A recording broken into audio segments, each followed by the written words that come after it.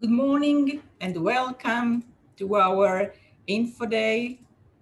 This is a very happy day for us for finally having the opportunity to present to you officially the new MSCA Marie Skłodowska-Curie actions under Horizon Europe. We have a very distinguished guest, as Jessica said, that that many of, I don't know if many, but some of you have met a few times ago. We have Audrey, Arfi, and David Wizel from Ora. They are in charge of, Audrey is in charge of the postdoctoral fellowships, the new name, and David is head of sector is in charge of the doctoral network. We will give them the floor in a few minutes, but I would like first just to say that I would like to present to those who are not familiar with us yet a little bit about ISERD. So ISERD is abbreviation of Israel Europe Research and Innovation Directorate, and it is an interministerial directorate established by the Israeli Ministry of Economy, the Planning and Budgeting Committee of the Council for Higher Education, the Ministry of Science and Technology, the Ministry of Finance, and the Ministry of Foreign Affairs. And it is operated through the Israel Innovation Authority. We serve as Israel's national contact point for participating in the European Framework Program, and we are also responsible for promoting the participation of Israeli entities in European Framework Programs. Our goal is to maximize Israel's scientific and industrial collaboration with European research and innovation ecosystems.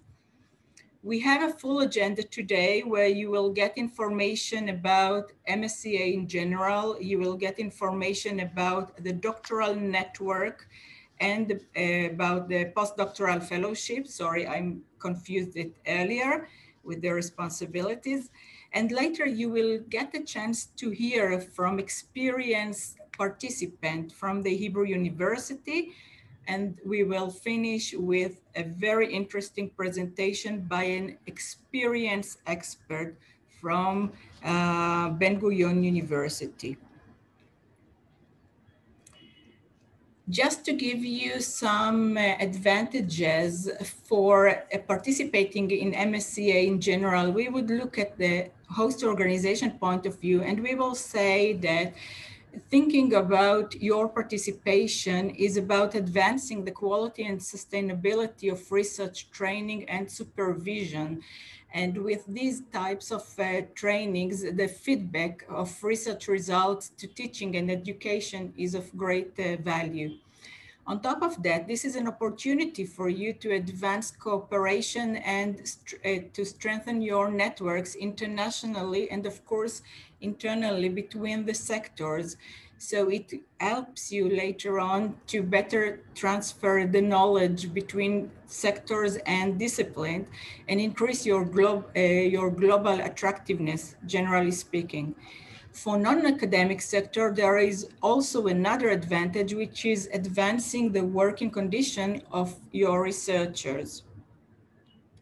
Looking at that supervisor's point of view, there are also advantages. First of all, because it helps you as supervisors to develop your leadership skills and independence, but also it helps you develop and extend skills of research groups and build international profile by building and strengthening existing and new collaborations and network. When we are looking at the more from the academic point of view, at your profile towards the advanced, ERC advanced call, we see that there is a requirement for major contribution to an early careers of excellent researchers, and MSCA can help you reach this part as well. But there are also challenges for Israel, which should not be overlooked. The first is that Israel is a non-European associated country. That means that we need special visa. There are also issues concerning legal and financial aspects, which do not always exactly meet the EU rules and regulations. So we have to find solutions.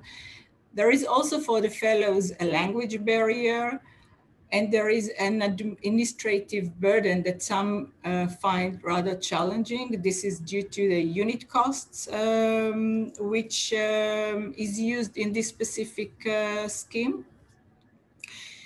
In addition, sometimes you may find that the funding, which is very generous, may not be enough. If we are talking about PhD students who stay after the 3 years funding they receive. And in case you are busy with research in very costly research field, the funding may be a little bit too short. Sometimes there are issues with the non-academic sector, especially the industrial sector, and that is when the focus changes, but you still are obliged to the research as was presented at your proposal. So these are challenges which you have to consider, but all have solutions. It may take a little longer, but you may find solutions. Looking at the Israeli participation in the former program, Horizon 2020, you can see that actually our participation rate is very, very low. And this is one of the main reasons why we asked for this special info day with both David and Audrey, who are very, very experienced in these programs. You can see that the academy was playing a major role, but also the non-academic sector, including the private non-profit, meaning companies, were very active. And you can see below that the academy is the leading beneficiaries. I think I will stop here now, and I will give the floor both to Audrey and David to give you further insights and introduction to the Horizon Europe MSCA. Dr. David Wizel is a head of sector of MSCA and Citizen COFUND Global Postdoctoral Fellowship, which is the main purpose of our talk today. And Dr. Audrey Arfi is a head of sector of MSCA Doctoral Networks, and both are from REA. They will both present first the introduction to Horizon Europe and the MSCA, and later on we will continue with both programs. Audrey and David, the floor is yours, and thanks again for joining us today. Thanks a lot, Smadar and Jessica, for your very kind invitation, and we are very delighted with David to give you this overview of the new Skłodowska-Curie Actions program under Horizon Europe. So you will see in our presentation that it's not a revolution, but more an evolution, and no drastic changes are to be expected in the program, but we will highlight most of the novelties. So as already said by Smadar, I'm Audrey Arfi, and I'm head of sector in the unit dealing with the doctoral networks, so also with the legacy of innovative training networks. And I've been working in REA for almost 10 years now. So I will start with a short introduction on the Skłodowska-Curie Actions under the new framework program.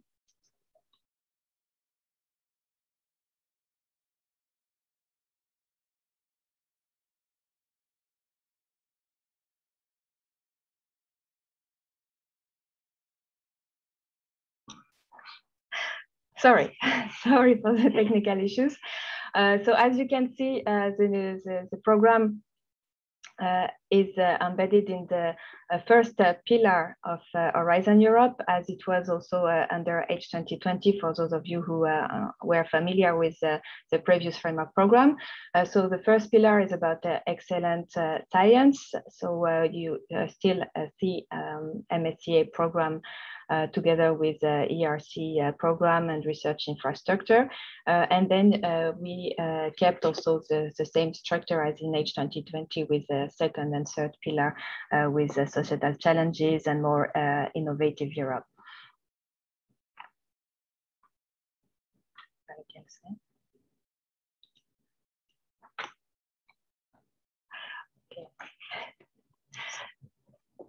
Okay. Okay, so just to give you an overview of what the program has achieved in the last framework program under H2020 and some key figures from 2014 until 2020. So MSCA managed to found more than 65,000 researchers, including 25,000 PhD candidates. As around 37% of the researchers were from outside the European Union. The total budget for MSCA program under H2020 was around 6.2 billion euro. We managed to create and finance more than 1,000 doctoral programs, so mainly from ITNs. More than 4,500 companies were supported, and overall with 42% of female researchers among those MSCA fellows. So this MSCA program exists since 1996, and you can see that now it can be considered as the EU's reference program for both doctoral and postdoctoral training, mainly because it contributes to highly skilled research-based human capital able to detect and tackle upcoming challenges, communicate scientific evidence to policymakers and to the public, and also work across disciplines. The program also provides researchers with skills needed in the labor market to innovate and to convert knowledge and ideas into products and services for economic and social benefits. Over the years, it developed also excellent doctoral programs, thus enhancing the global attractiveness and the visibility of the institutions involved in those programs. And it promotes the EU's global attractiveness for talents. And this is also one of the flagship that we had under H2020, but not only, and that we want to further develop for Horizon Europe. So for this new framework program, Horizon Europe, the budget for MSCA is around 6.6 billion euro. And you will see that here the main characteristics and features of the program were maintained compared to the previous framework program H2020. So one of them is that researchers training skills and career development are a key element in all MSCA action. And we can finance researchers at any stages of their career. So you will see that depending on the action, some of the actions are more targeted to doctoral candidates. Some others, like postdoctoral fellowship, are more targeted to postdoctoral candidates. But you will see that some other actions may be addressed to any researchers at any stages of their research career. We are still focusing on the excellent research in all domains of research, and so it's a fully bottom-up approach. So this has been one of the key elements of MSCA, and we keep it under Horizon Europe. We also keep this international, cross-sectoral and interdisciplinary mobility, and this has been even further developed and improved under Horizon Europe, you will see afterwards. We offer attractive working and employment conditions to all the researchers involved in our actions, with another objective in a more medium or long-term term effect, with a structuring impact on the organizations that participate through excellence programs. And what is also important to mention here under Horizon Europe is this strong collaboration with industry and SMEs, and this cooperation has been enhanced under Horizon Europe in several of the MSCA actions. So regarding the policy background and the principles and priorities, the MSCA contributes fully to the European research area, but not only, also to the European education area, mainly also through the doctoral programs that we offer. We contribute to the EU external policy objectives.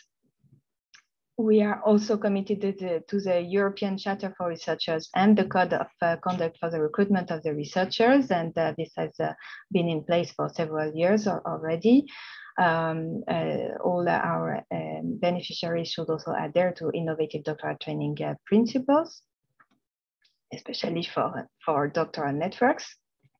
One important aspect also underlined under Horizon Europe is open science, and this has been further developed under Horizon Europe. So it's open science, responsible research and innovation.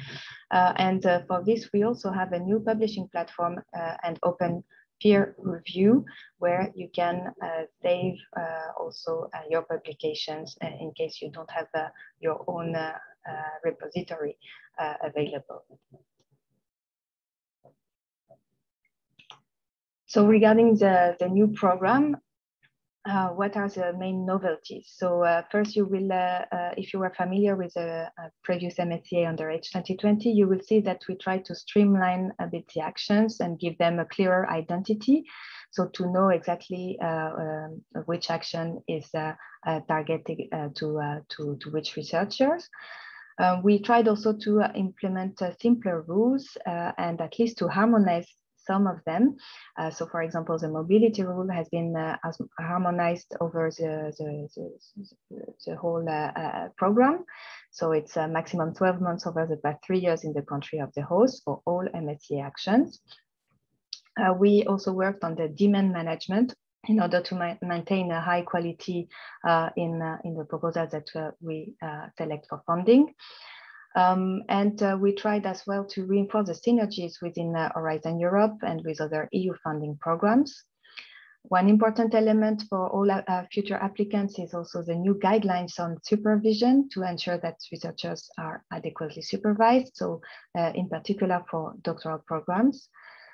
And we introduced a green charter as well, MSCA Green Charter, to promote sustainable behaviors and policies as much as possible in all your projects. This will also help us support policy and decision making through this Green Charter, but also the Green Deal thematic clustering events. We, as mentioned earlier, we also insisted a lot on the academia and non-academia collaboration, and this has been further developed under Horizon Europe in MSCA. So we really want to encourage intersectoral exposure through some incentives, and you will see what it means both for doctoral networks and for postdoctoral fellowship. This with the aim to develop transferable skills leading to improved employability and career prospects within and outside academia. So one example of incentive is for the industrial doctorates, for example, where we give more person months to the applicants compared to a regular doctoral network. So they can request up to 540 person months, meaning on average 15 fellows for 36 months. These fellows will have to spend a minimum 50% of their time in the non-academic sector. And we ask also a joint supervision between the two sectors. One other example of incentive for this improved collaboration between academia and non-academia is the incentive for postdoctoral fellowship, where the applicant can request an additional 6 months for placement in the non-academic sector at the end of the project. And David will tell you more about that incentive. Now I will give the floor to David, who will tell you more about each action, as well as the main elements of the program that you will need to understand before we go in depth into each of the action. So namely for today, postdoctoral fellowship and doctoral networks. Thanks. Good morning, everybody. So short presentation from my side before I go on. My name is David Wizel, as Smadar already introduced me. I'm head of sector in postdoctoral fellowship, the global fellowships in the Research Executive Agency, where I've been working there for the last 10 years as well as Audrey. One important point this morning is I'm also Belgian, and which means it's a kind of miracle that I'm here talking to you today after yesterday's big event for Belgium. So I'm trying to focus and keep my brain for you. Quickly now, the actions. There are 5 MSCA, 5 Marie Curie actions. The first one being doctoral networks, where Audrey will give you all details in the following hours. There is the postdoctoral fellowships, where I will give you many information about this action. There is also the staff exchange, which is an action aiming to support the research and innovation staff exchange between institutions, countries, and type of academic, non-academic. There is also the COFUND actions, which aim is to co-fund doctoral and postdoctoral programs. So basically, the COFUND action is a funding for funders. So we help funders to have more postdoctoral fellowships and doctoral fellowships. And there's also the MSCA and Citizens, which is known as, previously known as the European Researchers' Night, which I know was a very successful event in Israel. So before we start, I would just like to give you some indications about, main indications about the program. So first of all, what are the Horizon Europe countries? So who are the countries able to participate? There are EU member states, so as you know, and we also have Horizon Europe associated countries, which I believe Israel is now part of them. It was part of them for the last framework program. I don't know the status for Horizon Europe, but I think Smadar we can tell you that afterwards. So Horizon Europe associated countries are organizations from Horizon Europe associated countries that are able to participate only if the association agreements is officially adopted, of course, and before the grant agreements are signed. We also make a distinction between beneficiaries and associated partners. So for us, in the framework of the Horizon Europe program, a beneficiary is the institution that signs the grant agreement. And there are minimum number and geographical requirements for each actions. And the beneficiary are receiving the fund directly. The associated partner is an institution that contributes to the action for that host staff, that host researchers, but which does not directly receive funding. So we do not transfer the funds to the associated partners. Now, organizations versus researchers. What do we understand by organizations and what do we understand by researchers? So organizations must be legal entities. They must be academic or non-academic. And there are specific eligibility criterion, geographical eligibility criterion for these to be the beneficiary.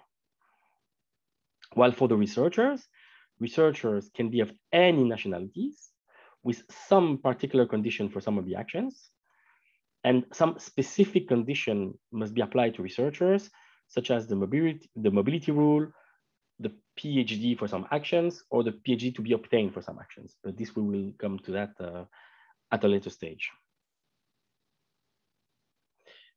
Thank you for your attention. I think I'll leave the floor now to Smadar or Jessica. Thank you.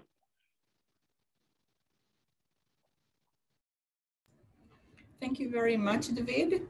In the meanwhile, I'll just remind you, please feel free to add your questions on the Q&A. We prefer having all the questions there so we could later on send them to you together. But so far I can see that there are no pending questions. So this is the time for us to move to our first session, which is focused on doctoral networks, and it will be done by Audrey. So Audrey, the floor is yours. Before that, David was just mentioning the situation of Israel as associated countries. As we speak right now, there are the formal discussions between Israel and the EU.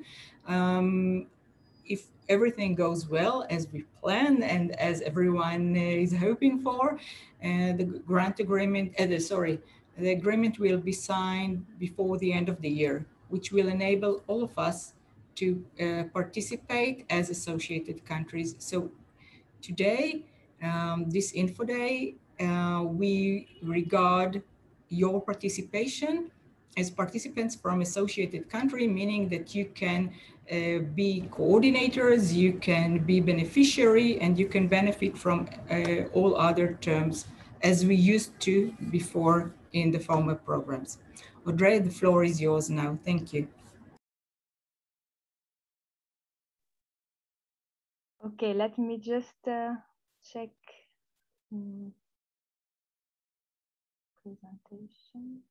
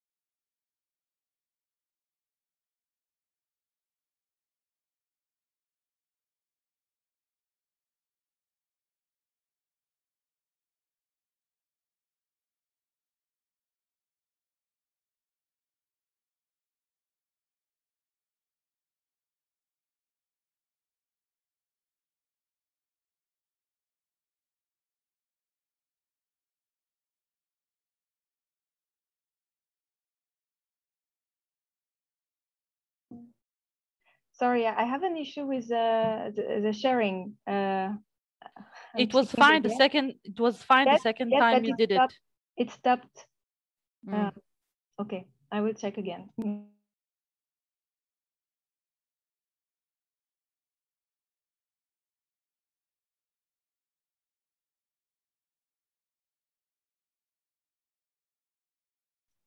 Is it okay now? Yes, it's okay. Okay. Okay, good. Okay, so we will start with the focus on the MSCA doctoral networks. And before going to the main novelties of this new action, doctoral networks, I wanted to show you what the ITN action has achieved during H2020. And for example, in terms of the submission trend and evolution and success rate under H2020, you have an idea here on the number of proposals that we received over the years from 2014 to 2020. So reaching almost 1,800 proposals in 2017, and then stabilizing around 1,500 or 600 proposals with quite low success rates. As you will see, we were around 8% to 10 or more, 11% for the best years. The first years, we had a higher success rate, mainly because we had less proposals submitted. But this is a highly competitive action and a call. So in H2020, we had a budget of 3.42 billion euros. So you should have in mind that the ITN represented more than 55% of the total MSCA budget. This is one of the main and biggest action within the MSCA program. And it represents as well almost 6% of the total H2020 budget. So with this budget, we managed to finance more than 1,000 projects, so 1,035 exactly. representing more than 10% of the MSCA projects, but also representing a bit more than 3.3% of the total H2020 funded projects. So within these 1,035 ITN projects, the consortium managed to recruit and train more than 10,600 fellows so far. So these figures are up to the call 2019 because for the last call, they are still in the process of recruiting the early stage researchers. So just to give you an idea, in ITNs, we had 3 implementation modes: the EID mode, European Industrial Doctorate, the European Joint Doctorate, and the European Training Networks, with a clear emphasis on the ETN, representing more than 77% of the total, a bit more than 7% for EJD, Joint Doctorates, and 15% for Industrial Doctorates. In each project, we had on average 8.8 beneficiaries and 6.8 partner organizations. And for each project, on average, they were requesting 3.35 million euro. They had also, on average, 1.7 SME involved in the project. And again, they were able to recruit, on average, 12.2 fellows.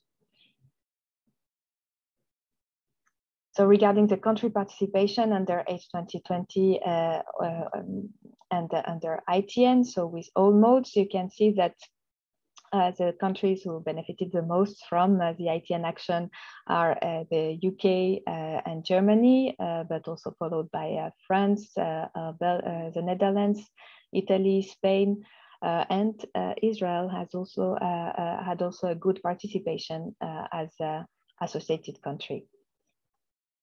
So you see, if we now analyze the number of fellows per host country under H2020, so mainly from the 2014 to the 2019 ITN call, you can see again that it follows the same trend with Germany, UK, and the Netherlands attracting many ESRs in their countries.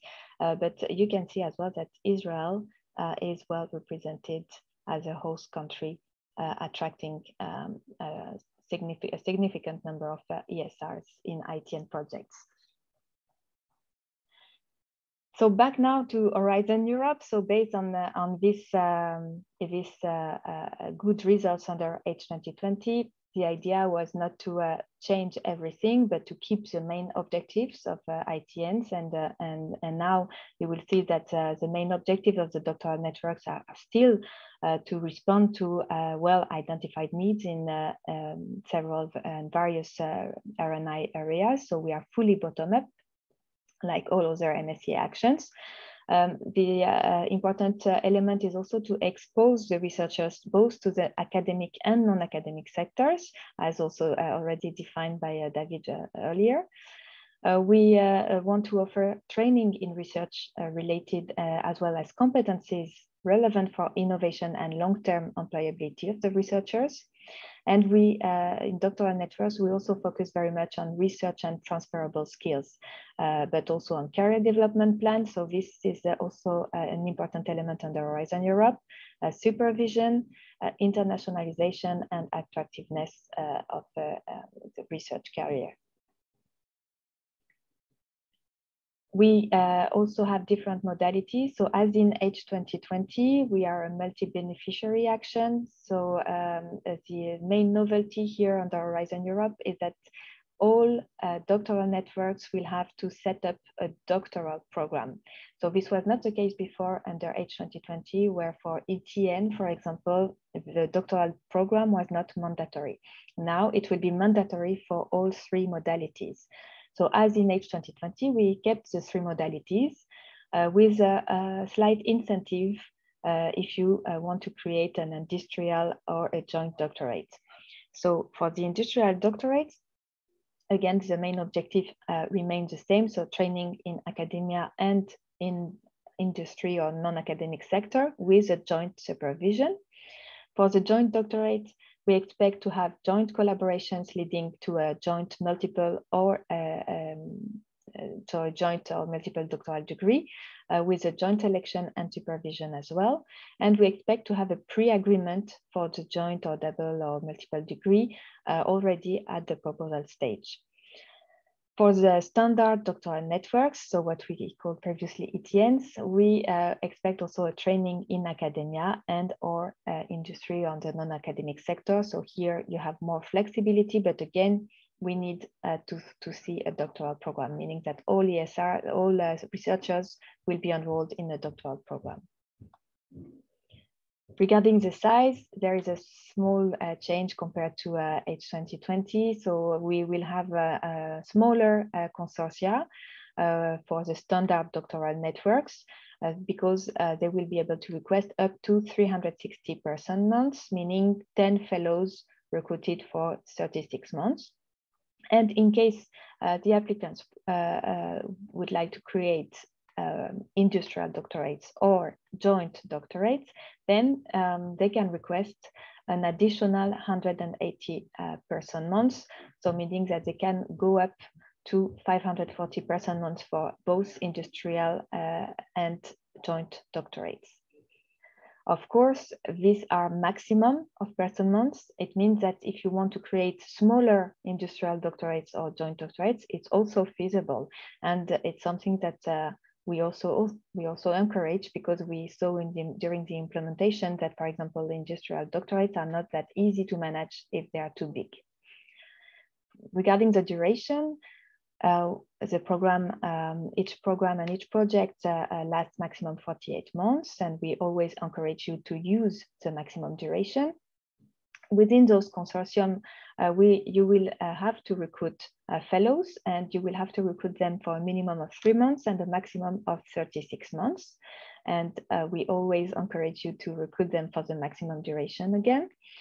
Regarding the secondment, so those fellows will be recruited, trained at the host institution, and they will have the possibility to be seconded to other participants within the consortium. So those participants or associated partners can be anywhere in the world. So those secondments can be anywhere in the world. They can be in any sectors, both academic or non-academic. But those secondments are limited to 1/3 of the fellowship duration. Before, under H2020, it was 30%. And one important novelty also for the industrial doctorates is that, so what is not new is that the fellows will have to spend minimum 50% of their time in the non-academic sector. But what is new is that the intersectoral stay between academic and non-academic beneficiaries can be in the same country. This normally should ease the creation and the setup of your industrial doctorate, since you will be able to have one beneficiary in Israel in the university, for example, and be able to second the fellow to start to an SME or a company in Israel. This will be possible. In terms of eligible participants, so in general, in our consortia, we have universities, research institutions, research infrastructures, but also businesses, including SMEs, and any other social economic actors.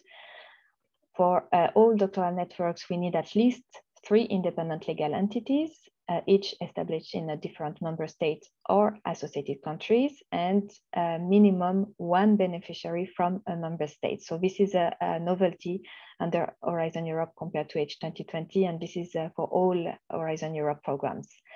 So on top of this minimum, so once you have fulfilled all these minimum requirements, then you can add any entity from any third country which can join, and I will detail a bit the participation rights. For the associated partners, there's no minimum, no maximum, but of course it should be also logical and in line with what you need within your project. Regarding the eligible participants, so as briefly mentioned by David before, we have the EU countries that will be the member states, including the overseas countries and territories. And then we have the others, non-EU countries, where we find the countries associated to Horizon Europe, so which should be the case for Israel. Then we have the low and middle income countries, and you have the full list available in the Horizon Europe program guide. So these countries can participate and as any other participants, as long as the minimum eligibility requirements are fulfilled. And then the other countries not listed in this document, they can participate, but then the EU funding will be subject to the endorsement and to the assessment of our expert evaluators, and it will be considered as an exceptional funding if the participation of this specific country is deemed as essential within the project. So for example, here you have the US, Canada, Japan, among those exceptional cases. And then you have specific cases. I will not detail all of them, but what is important here to know is that for international organizations based in a member state or an associated country, they will also be eligible for funding within the frame of MSCA program. So as mentioned before, we have a clear distinction between the academic and the non-academic sectors, and you have to be careful because some of them are some of the eligibility criteria for the industrial doctorate, for example. So we really expect to have both sectors in your networks. So what we mean by academic sectors is that we include all public and private higher education establishments, but also public and private non-profit research organizations, and also international European research organizations. For the non-academic sector, we have all the rest. So what is not included in the academic sector is considered as in the non-academic sector.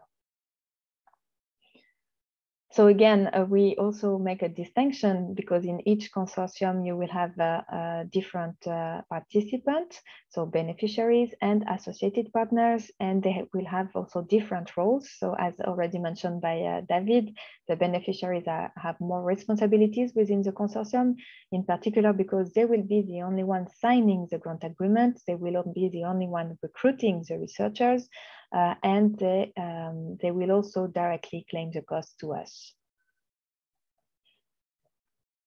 What is important to know also for doctoral networks under Horizon Europe, and this is new, is that all beneficiaries must recruit at least one doctoral candidate. So this is not new for ETA, for the standard doctoral networks, but this is new for the industrial and joint doctorates. So meaning that they are all required to host and at their premises and supervise the recruited researchers or use associated partners linked to them to do so. Another rule that we kept is the 40% rule in doctoral networks, meaning that not more than 40% of the total EU contribution may be allocated to beneficiaries in the same country or to a single international organization. And normally, when you create your proposal, you will have a warning in case you reach this ceiling. So obviously you won't be able to recruit the researchers already at the proposal stage, but it's important nevertheless to be aware of who are the eligible researchers that you will recruit within your projects. So all of them must be doctoral candidates, so not already in possession of a doctoral degree at the date of the recruitment. So this is also new, so because it applies to all doctoral networks now. The researchers must be enrolled in the doctoral program for all modalities in at least one EU member state or associated country, and in at least 2 for the joint doctorate modality. As before, they can be of any nationalities. There are no restrictions about that, but they should obviously fulfill the mobility rule, meaning that they must not have resided or carried out the main activity in the country of the recruiting beneficiary for more than 12 months in the 36 months before the recruitment date. So again, just to recap the main differences compared to the H2020 ITNs, so mainly about the size of the standard doctoral networks. If then you go for industrial or joint doctorates, you can go up to 540 person months. The fact that all beneficiaries must recruit at least one researcher, and this will have a big impact on your setup for joint and industrial doctorates. For the fellows, we only have doctoral candidates, so not already in possession of a PhD. So we compared to H2020, we don't have this 4 years maximum of research experience, which should ease your search of good candidates. For the secondment, it's now up to 1/3 of the fellowship contract, fellowship duration, instead of 30%. And for industrial doctorates, the intersectoral stays between beneficiaries can be in the same country. So here, I will not detail this big table, but I highly encourage you to double check it whenever you have a doubt on one of the eligibility rules or conditions for each modality, because you have an overview of all conditions per modality for standard doctoral networks, for industrial doctorates and joint doctorates. And be careful, because for industrial doctorates and joint doctorates, you have also specific eligibility conditions when you create your consortia. So regarding the award criteria, again, compared to H2020, there is no major changes. So we kept 3 main evaluation criteria: excellence, impact, and quality and efficiency of the implementations. They have also a weight, 50% for excellence, 30% for impact, and 20% for implementation. And you will see that we have slightly adjusted the wording. We try to avoid having overlaps between the different award criteria. So to make sure to assess the one element in only one criterion and not in several criteria. Maybe just to go back on the award criteria, one important thing is that now open science practices are fully part of the scientific methodology under the excellence criterion. So this is new, and this is corporate across all Horizon Europe program.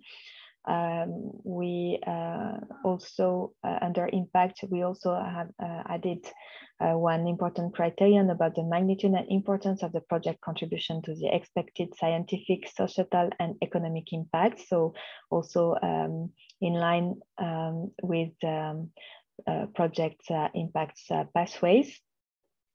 So this is also a bit corporate and harmonized across Horizon Europe programs. And finally, under implementation, you will see that the management structure are not assessed anymore. And we try to also fully assess the operational capacity of the participants under the implementation criterion. So there is no specific selection criteria anymore about the operational capacity. So it's directly assessed by the experts under the implementation criterion. Regarding the budget structure, we are still using the unit cost. So meaning that 1 person month equals 1 unit, and 1 person month should be 1 month of eligible fellow. We give a 100% reimbursement rate, and we have different cost categories. You will see in red the main novelties. So slightly higher living allowance, also multiplied by the country correction coefficient, depending on the country of the host. Then a mobility allowance, a family allowance. So the family allowance is not new per se, but what is new is the fact that the status of the fellows can be changed during the project implementation, and this is very good news. So if a fellow was recruited and was not married, for example, but then get married during the project implementation, they will be able to receive this family allowance after an amendment of the grant agreement. We also have 2 new cost categories, but this should not really be important for you at the proposal stage, but when the need arises during the project, the beneficiaries can request also some long-term leave allowances in case of sick leave or maternity leave or parental leave, or a special needs allowance as well. So regarding the long-term leave allowance, it's mainly to cover personal costs incurred by the beneficiaries in case of the researchers' leave, so maternity, paternity, parental, sick, or special leave. And then for the special needs allowance, this should contribute to the additional cost for the acquisition of special needs items and services for researchers with disabilities. So how to apply? The first link you should follow is the Funding and Tenders portal, so where you can see all calls that are open, and then normally your application should be submitted through this portal. So as in H2020, your application will be in the form of 2 main parts. The part A, which is structured data that you will have to fill in online on a web-based form, and a part B. So you will see the structure afterwards. So a part B with a page limit for doctoral networks of 30 pages. So for the proposal submission, what are the main novelties compared to H2020? You will see that we have new fields in the part A. And for example, one new field is the researchers table that is needed mainly to follow up the researchers' careers. Of course, we don't expect you to add any researchers in any fellows in this table, but you should include PIs and supervisors, for example.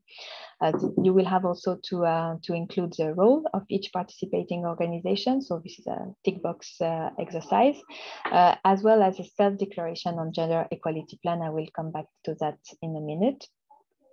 Some of the fields also moved from the part B to part A. So this is the case for the ethics self-assessment and all the technical details that you were giving at the end of the part B2 in H2020. Now you will have to do that in the part A. And you will also have to reply to a new questionnaires about security questions. So this is mandatory for all Horizon Europe proposals. So this should be pretty easy. We don't expect many cases of security issues, but in case you have misuse issues, then you may have to reply yes to one of them. But for the majority of our proposals, we don't expect any specific issues. And then for the part B template, you will see that we have added more definitions in the template. We try to be as consistent as possible on the use of the terminology. And we gave also extensive explanations on what we expect under each section. So regarding the gender equality plans, this is a corporate eligibility criterion in Horizon Europe. So it's not specific at all to MSCA, but it's mandatory for all Horizon Europe programs.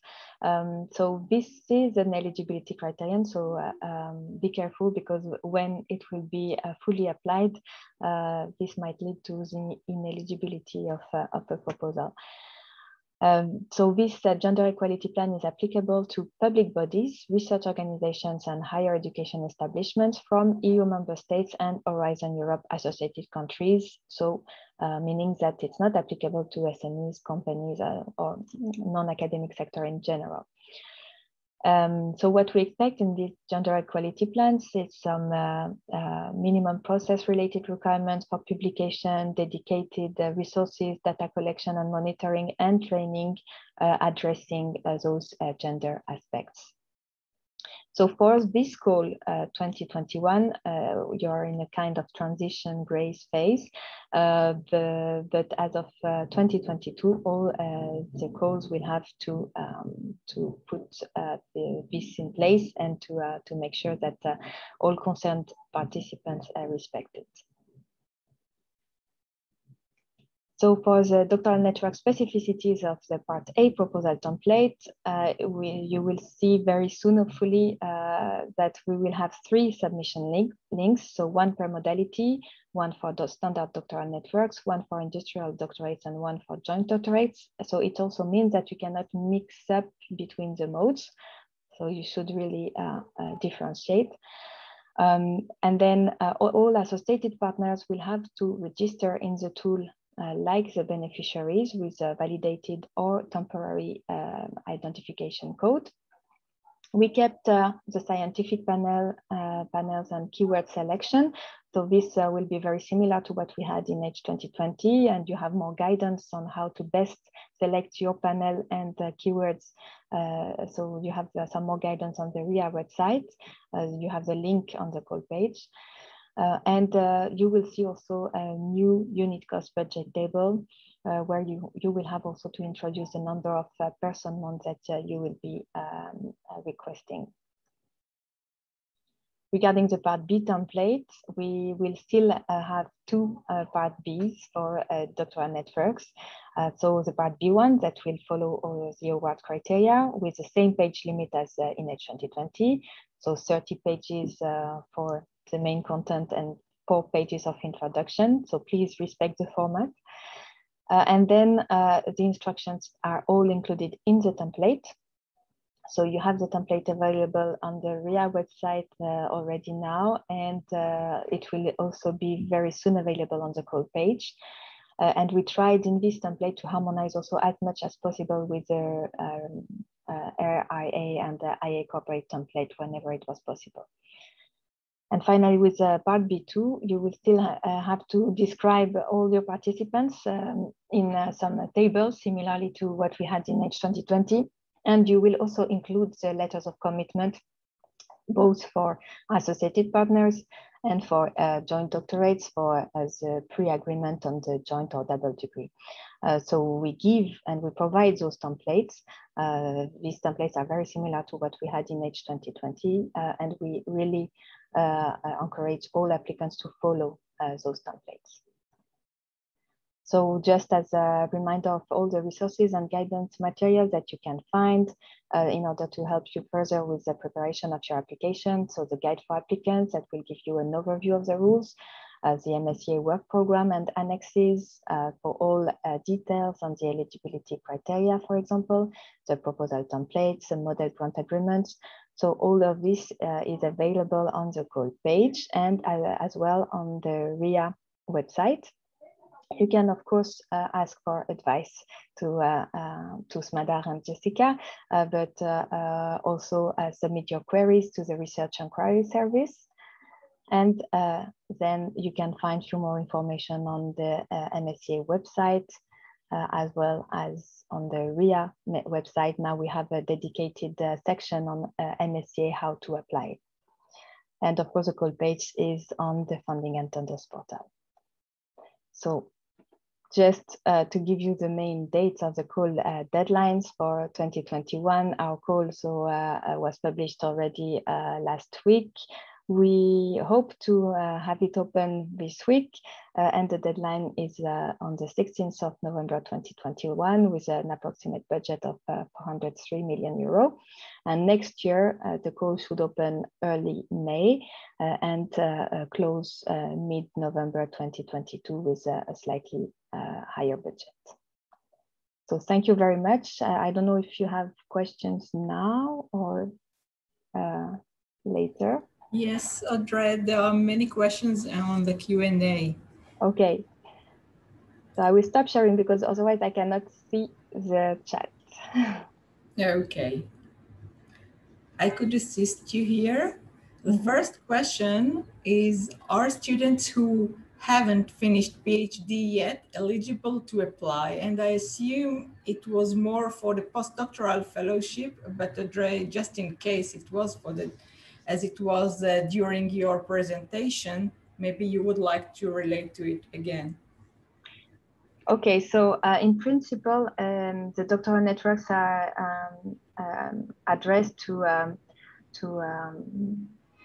doctoral candidates that are not yet enrolled in a PhD.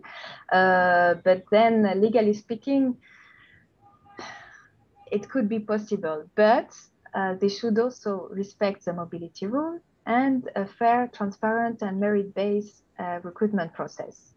So overall, if you make sure to respect all elements, it means that normally most of the doctoral candidates should be at the very beginning of their PhD, and they should not have started already.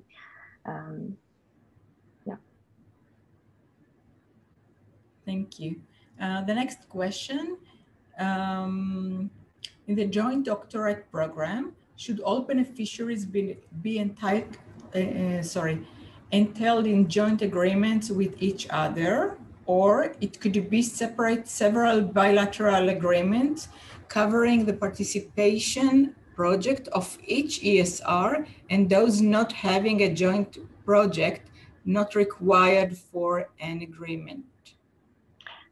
So one important element is that when you create a joint doctorate, it means that all researchers that will be recruited will have to obtain or to be enrolled in a double, multiple, or joint PhD degree.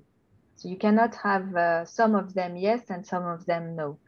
And then, of course, you can have this bilateral agreement for joint or double degrees. This is perfectly fine, but you should make sure that all ESRs, all researchers will be enrolled in joint or double degrees.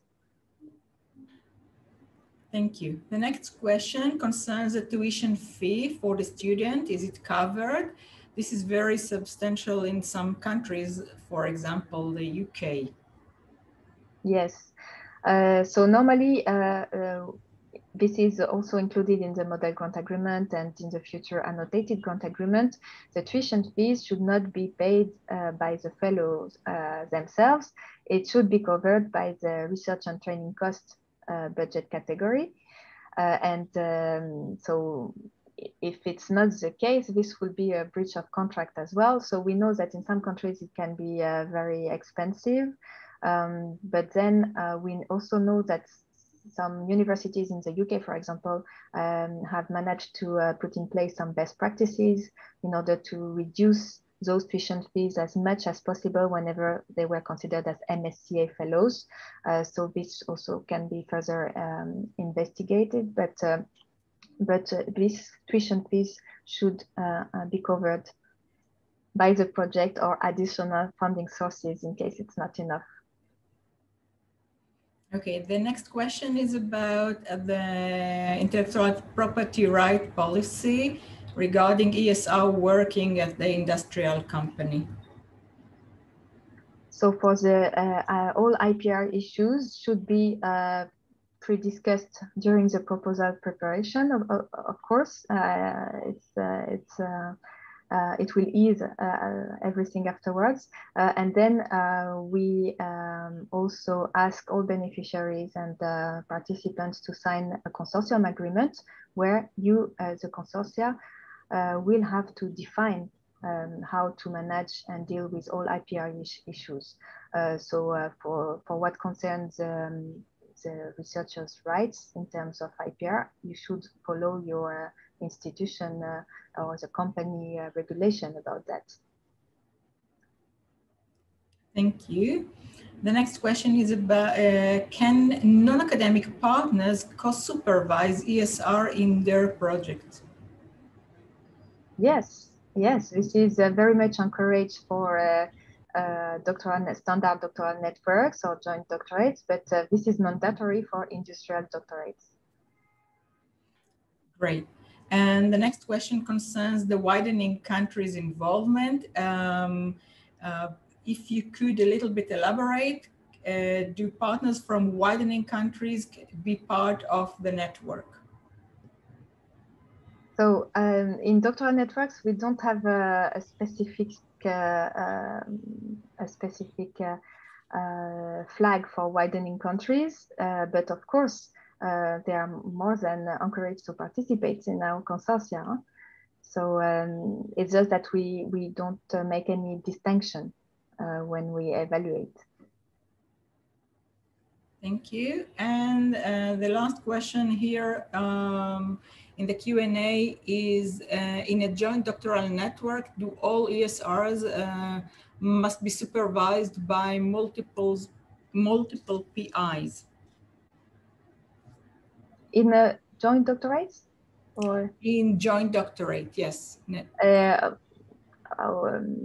Then, I mean, the number of supervisors should be also adequate and appropriate, but we expect to have a joint supervision by at least two supervisors. But you also have more details in the new guidelines for supervision that are available on the MSCA website. Thank you. With your permission, I have two other questions which we received. The first is, can doctoral candidates spend up to 1/3 of their fellowship duration on secondment? And that, and this is in addition to a mandatory of 50% that they have to spend in a non-academic sector when we are talking about industrial doctorate.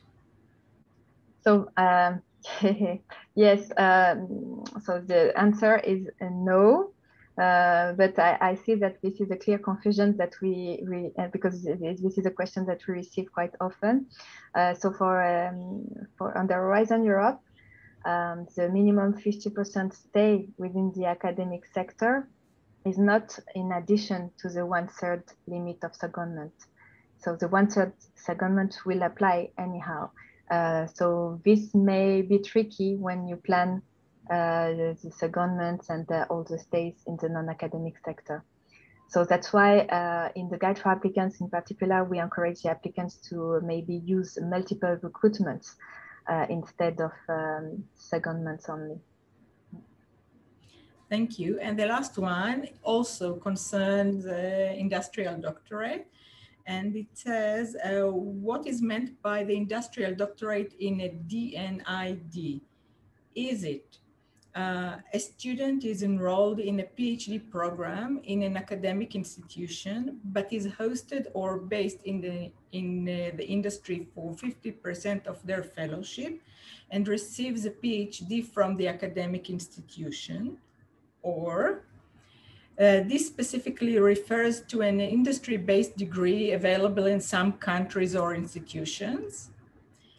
Or if both are considered equal under industrial doctorate description? So for sure, the first option is correct. And then for the other industrial doctorates are we have to check, because I know that in some countries they are not fully considered as doctoral degrees. So for this, if you can send me a more precise question, then I can double check, because it really depends on the countries. Okay, thank you.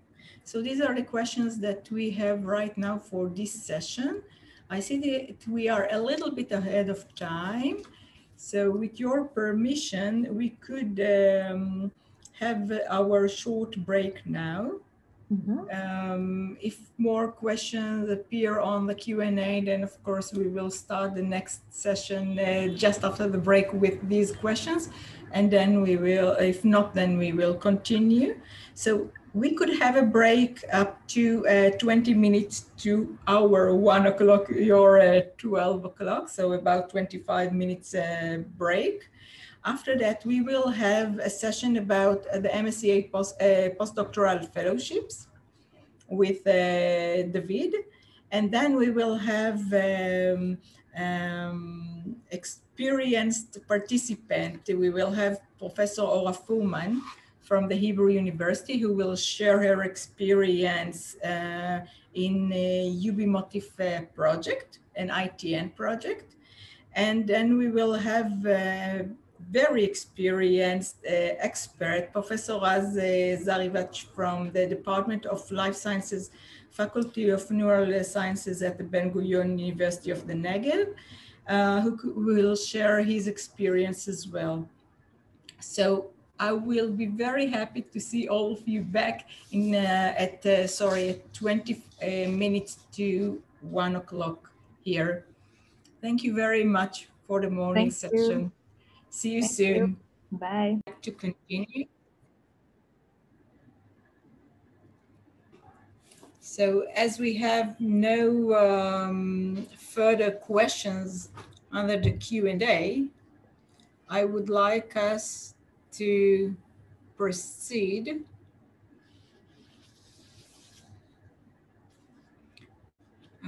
David, oh, fantastic. You are muted. Yes, hello. Can you hear me? Yes, we can. Great. Thank you, David. The floor is yours. Thank you. So good morning, afternoon actually in Israel. Good afternoon, everyone, again. Today's presentation, my presentation will focus on the postdoctoral fellowships. Before starting to present you the postdoctoral fellowship under Horizon Europe, I wanted to give you some information about IF, which is the previous action, individual action. And I wanted to give you a scale of ideas of how many proposals and success rates are we talking about. So you can see the evolution of the submission. So the proposal received for individual fellowship under Horizon 2020, from 2014 to 2020, from 2014 to 2020, with from less than 8,000 proposals to more than 11,000 for the last IF call. The success rate was from 18% 2014 to more or less 14% in 2020. And you also have from a breakdown of proposals submitted, budget, grant agreement signed, so project finance at the end, and the success rate in each of the years. So we're talking about a huge call, actually the biggest call in terms of proposals received in Horizon 2020. And I think it was interesting also to provide you with some statistics about Israel.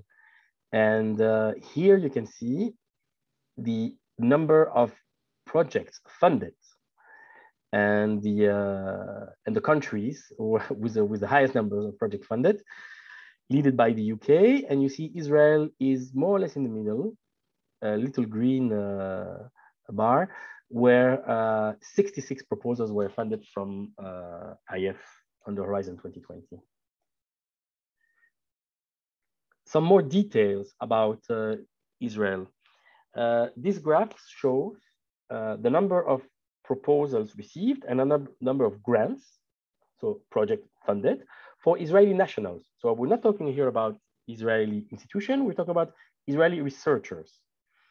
And what's interesting with Israeli researchers is you have these lines above on the graph, a green one and a purple one, the green one being the success rate for Israeli nationals in comparison with the overall success rate.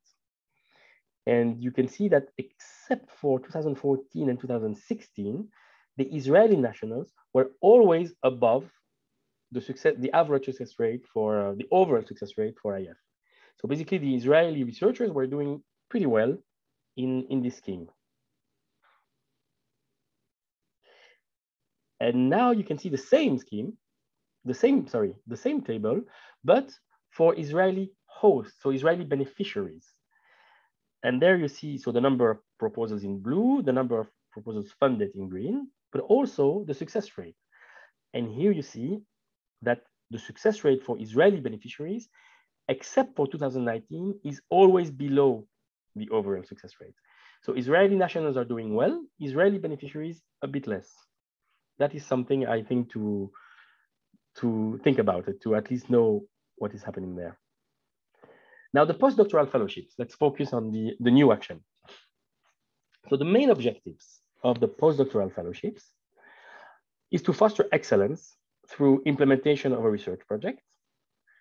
It is to enhance the creative and innovative potential of researchers holding a PhD.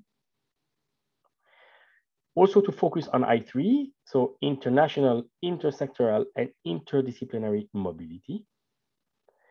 and to bridge and expose the researchers to the non-academic sector. There are two types of fellowships. One is the European fellowship, and one is the global fellowship. So I will come a bit later explaining you the main difference between the two. So all research, all research of topics are included in these fellowships. So we fund basically every kind of research, all kind of research, including the Euratom areas, which is new. The estimated budget for the Euratom areas is about €1 million. And these proposals will compete within the regular scientific panels. So we do not have a separate ranking list for Euratom. The eligibility conditions for Euratom are different because here we need the researcher to be from a Euratom country and the beneficiary to be located in a Euratom country. We also have the ERA fellowships, which for those who know is basically the continuation of the widening fellowship, where we'll be duplicating the proposals, the qualifying proposal, into a separate call. So basically proposals from widening countries who are not in the main list, so not in the funding list, but higher enough in the ranking list, will be transferred to another call where with €8 million, we'll be able to fund them as well. And the implementation of this call is similar to the widening fellowship call under H2020. So here's the main difference between European and global fellowships. So the European fellowships, the duration of the project is between 12 and 24 months, while the global fellowship is composed of two phases. One outgoing phase in a third country, which will last between 12 and 24 months, followed by a mandatory return phase of 12 months in a EU, so member states or associated country. On top of this duration, there is now a possibility to add a non-academic placement after these, so at the end of the project. So basically after the normal project takes place, we give the possibility to extend up to 6 months in a non-academic institution. Of course, there is a difference between placement and secondment, but I will come to that.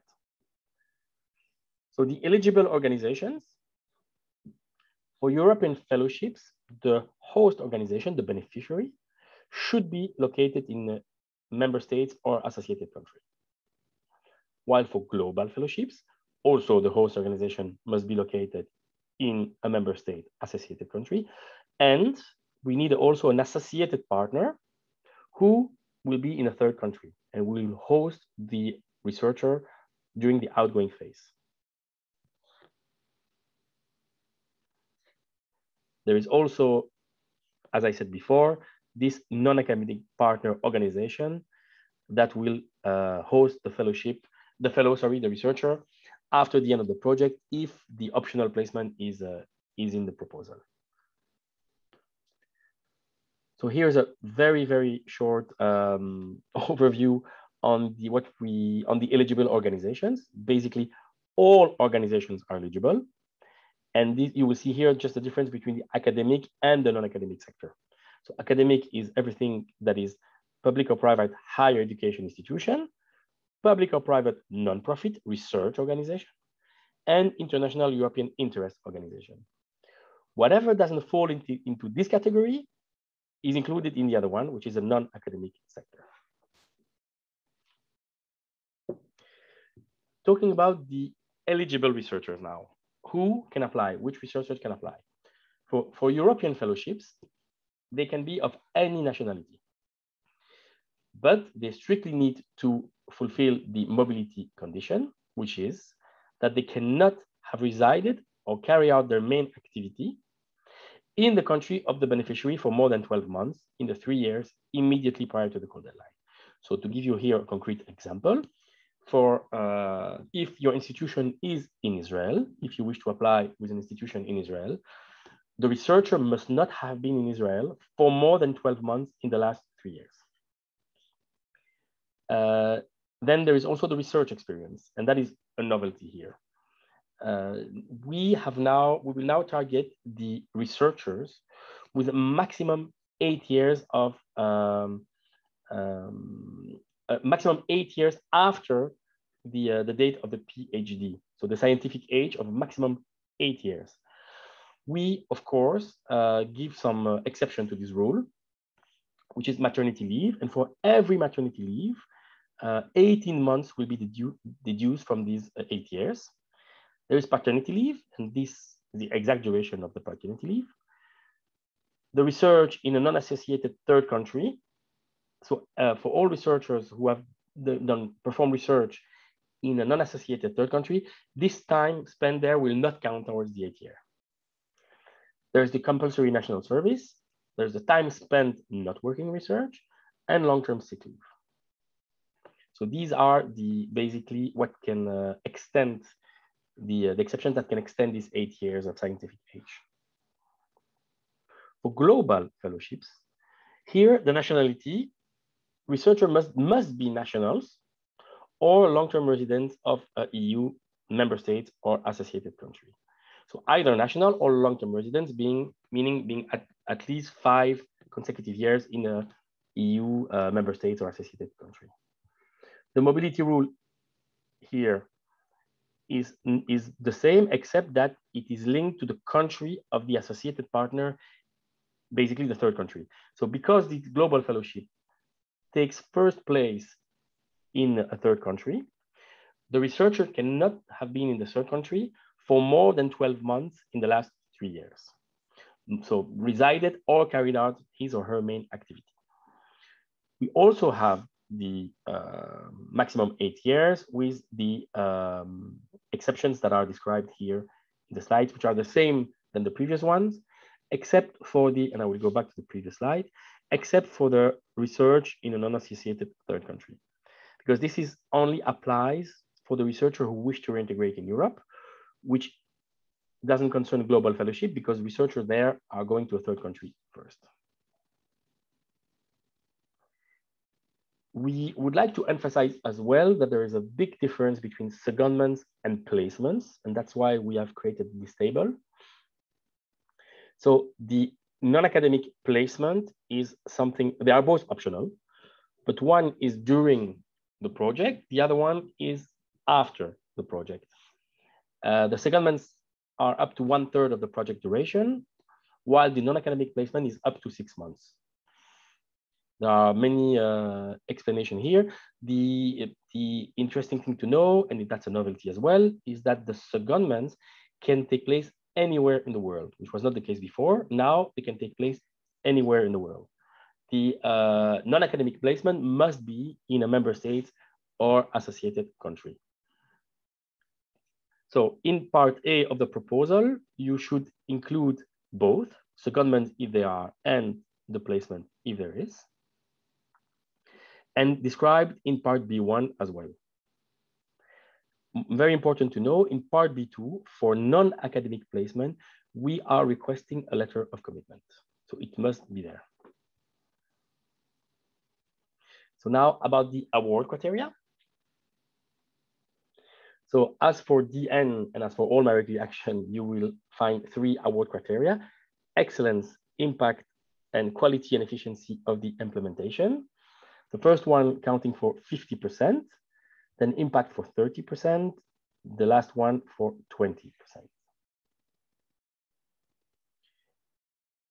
So this in detail are the 3 sub-criteria from excellence.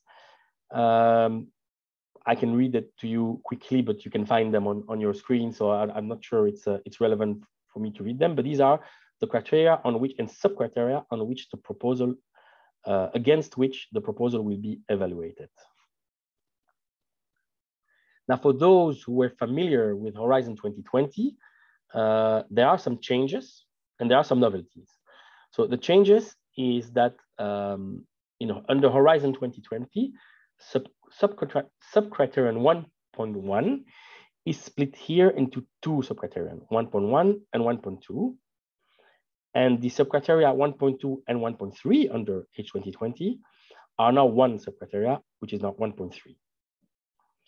The novelty here is that the optional placement in the non-academic sector is assessed under 1.3. And the gender dimension and open science is also to be addressed. So 1.3, I will go back to the slide. And you see here 1.3, quality of the supervision, training, and the two-way transfer of knowledge between researcher and the host.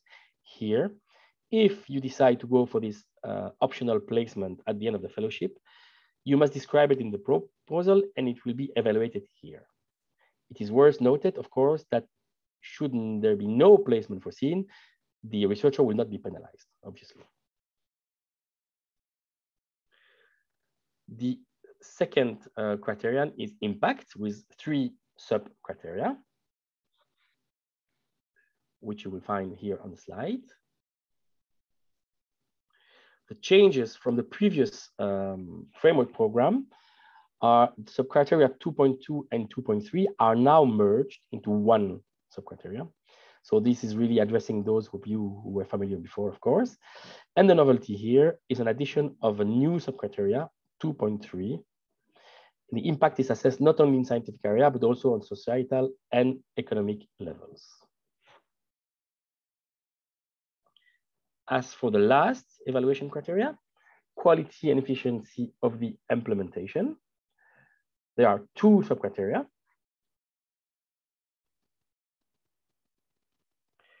The changes here compared to the previous framework program is that we have rearranged and merged 3 H20 sub-criteria into 2. So these are the changes from last work program. If there are questions afterwards, of course, I will be happy to answer them. In terms of budget structure, we have the typical budget structure for MSCA, which basically is composed of 2 different type of costs: the contribution for recruited researchers and the institutional unit contribution. So the contribution for recruited researchers has many, I would say, sub costs. The first one and main one being the living allowance. And this amount, and only this amount, is subject to a country correction coefficient, depending, of course, on the country where the fellowship takes place. In case of global fellowship, we have 2 country correction coefficient, one for the beneficiary in the, Europe, and the other one for the partner organization in a third country for the outgoing phase. So we have this living allowance, which is 5,080. We have a mobility allowance. We have a family allowance, if applicable. So if the researcher is fulfilling the conditions to receive the family allowance. And then we have 2 new things, which is a long-term leave allowance and a special needs allowance. The long-term leave allowance basically is a help for the beneficiary in case the project is suspended or for instance, sick leave.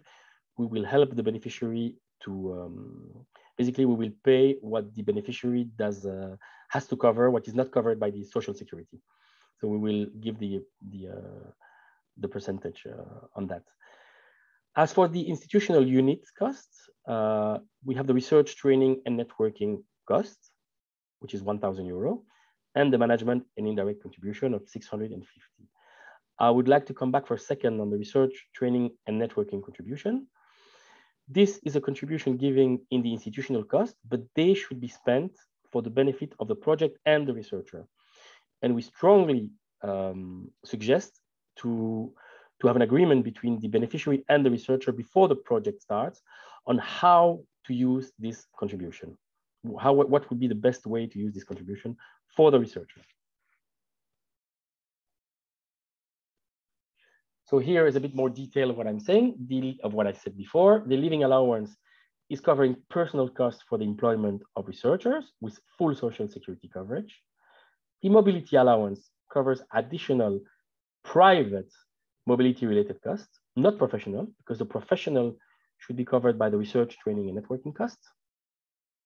And the family allowance here is defined. So as I said, in order to be eligible to receive this allowance, you should be either in a marriage, the researcher should be either in a marriage, in a relationship with equivalent status to the marriage, or with dependent children who are actually being maintained by the researcher.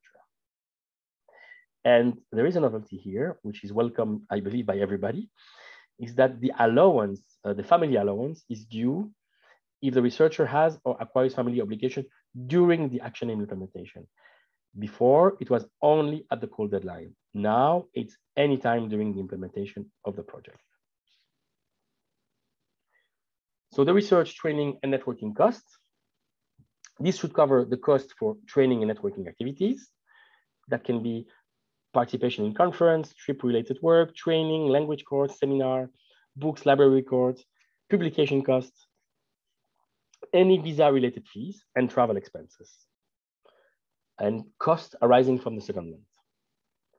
The management and indirect costs should cover the beneficiary's additional costs in connection with the action.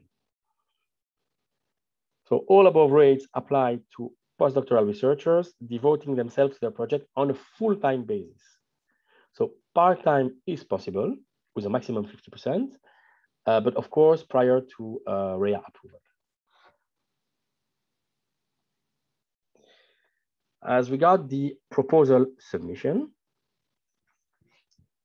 it is a bit similar to a doctoral network, but I will still develop how is the proposal submission. So we have a part A of a proposal where the researcher or the beneficiary should use the submission wizard. So it's exactly the same principle as in H2020. We will request in the part A the researcher information with a PhD award date, which of course will help us to see if the researcher is eligible. So if the scientific age of 8 years is respected. The residency and activity table, this will help us to assess the mobility of the researcher. And as I said, for all of researchers who have had their PhD for more than 8 years, then a table will appear with all the possible extensions where number of days will need to be completed in this table. Then we have also the beneficiary information that we request, the PIC, so same principle that in H2020, the non-academic placement host and secondment host should be mentioned in there, and a gender equality plan. The budget will be calculated automatically, but of course, the researcher and beneficiary will need to mention if the researcher is eligible to have family allowance and the long-term leave allowance and special need allowance, but that is not at the proposal level, that it is at the implementation level.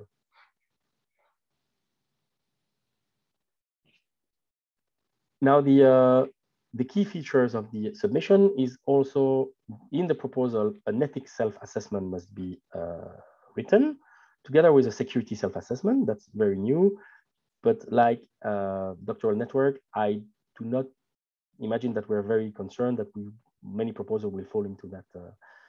We'll have a security self-assessment filled in. There will be some call-specific questions. We will need to know about Euratom. So the applicant, will have to tick a box if the topic of the research is a Euratom topic, then a box should be ticked, which is important for us afterwards to identify this project, because as I said, the budget for these proposals will come from another work program. And then there is the ERA fellowships, and there the applicant must confirm if they wish to be considered for the ERA call. And this is not based on the nationality of the researcher, but based on the location of the beneficiary. Any secondment information will also need to be given, and together with the optional non-academic placement information. As for the keywords, the main principle remains as for Horizon 2020. So there are mandatory keywords that need to be selected, which are linked to the scientific panel. And then there are other keywords linked to all other panels, and other keywords, up to 5 keywords can be given. We will also have, but that doesn't concern the first call, we will have a restriction on resubmission, but that is starting 2022, so not for this call now. As regard the part Bs, we have 2 part Bs, part B1 and part B2.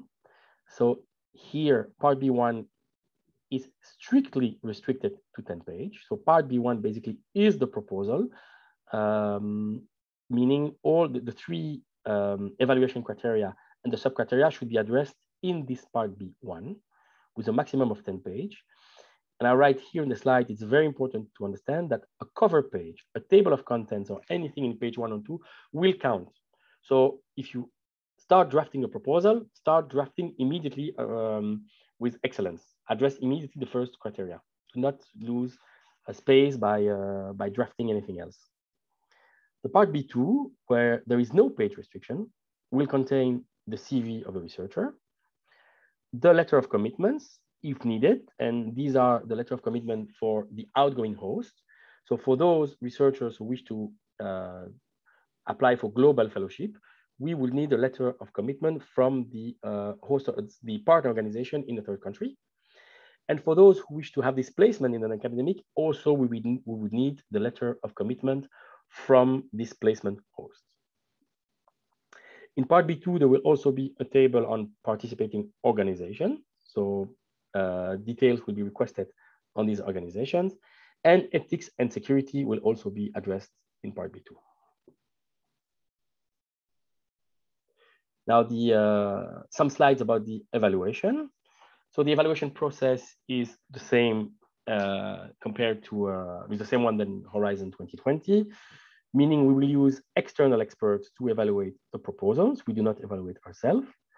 We use an IT tool called CEP for the evaluation, and the evaluation will be done fully remotely by experts. There are 3 evaluation criteria. Each one is scored out of 5, and experts are instructed to use decimals. There is an overall threshold of 70%, and which will be used starting 2022 for the restriction of the resubmissions. So we established, after the evaluation and based on the scores, we established ranking lists where ex aequo criteria are addressed. Of course, we rank them based on information given in the next slide, I think. Euratom proposals should be considered, and ERA fellowship ranked as well. This is a separate ranking list that we do. And here is the slide for the ex aequo. In case of ex aequo, meaning the same scores, a priority will be established considering the different criteria here, which is the score awarded under excellence. And if equal, then we will go to check the impact criterion. If necessary, the gender balance among fellows will be considered. And if a distinction still cannot be made, then the panel will have to decide based on other considerations, which are developed here under gender, again, gender diversity aspects, participation of the non-academic sector, geographical diversity, favorable employment and working conditions, and relationship to Horizon Europe objectives.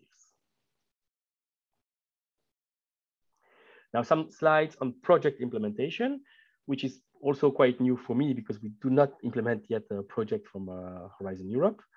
But the principle, and here you see how these basically how the action works and how the reporting works. So for European Fellowship, we have a start of the project. And when the project starts, we have a continuous module of reporting. So basically the researchers or beneficiary can at any time insert data in our system regarding the project. Then at the end of the project, we have an optional placement in a non-academic institution. If we don't have that, of course, the project ends. If we have it, the project is delayed by maximum 6 months. And then once the project is finished, there is a final report to submit. For global fellowship, we have also this continuous reporting module, rightly from the start of the project, sorry. And then we have 2 reporting periods. We have a first one, which is the outgoing phase. And then a report should be submitted. Then we have the return phase, mandatory return phase in Europe, associated country or member states. Then if there is an optional placement, it delays the end of the project. And when the project ends, a final report must be submitted to REA. So as I said, the continuous reporting module is activated at the project start dates. and remains active not only during the project, but even after the end of the project, I think up to 3 years after the end of the project. There are where project-related updates can be submitted in this continuous reporting module, such as publishable summary, the deliverables, publications, dissemination and communication activities, patents. Something new here for postdoctoral fellowship, so that was not existing under individual fellowship, is the mobility declaration. So the beneficiary must encode at the start date of the project, must submit this mobility declaration, I think 20 days, up to 20 days after the start date of the project, where information on the project start date and any suspension and any information must be updated there, which will basically ease the job of the beneficiary and REA, because we will have less amendments to deal with than previously. So any change can be submitted in this mobility declaration.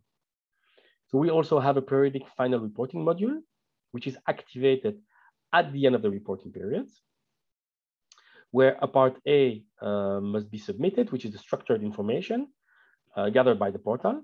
And then the narrative report, which is the part B of the report, needs to be drafted and submitted as well.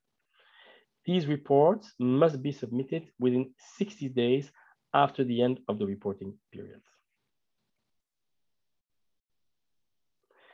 There will also be formal deliverables. So deliverables that must be submitted because it's a contractual obligation.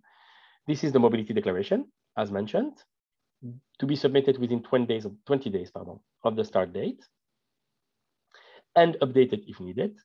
The career development plan should be submitted and is due by month 6 after the start date of the project. It can also be updated anytime. There will be the dissemination exploitation plan, which is due at the end of the project. Some questionnaires will need to be submitted, evaluation questionnaire by the researcher at the end of the fellowship, plus a follow-up questionnaire 2 years after the end of the fellowship. And if applicable, a data management plan must be submitted by month 6 with an automatic opt-in, but possibility to opt out. Some calls details about the upcoming and ongoing calls. The postdoctoral fellowship was opened on 22 of June, that is last week, and is due to close on 12th of October. Please bear in mind for postdoctoral fellowship that the closing date is an important date because the eligibility will be calculated upon this date. So it's the basis for our calculation of eligibility.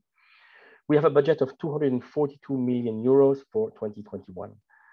As for 2022, as you can see, the call will be opened sooner and will close sooner. It will be opened on 13th of April and will be closing by mid-September, the 14th to be precise, as of basically individual fellowships in the last 7 years.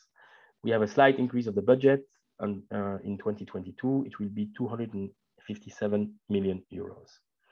So for 2021, we also have additional budget of 8 million to fund the Ora Fellowship and 1 million for the Euratom.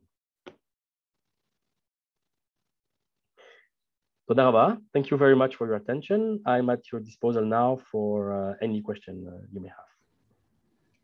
Thank you very much, David. Quite a few questions on the Q&A section. I would like first to start with a question which was already written before.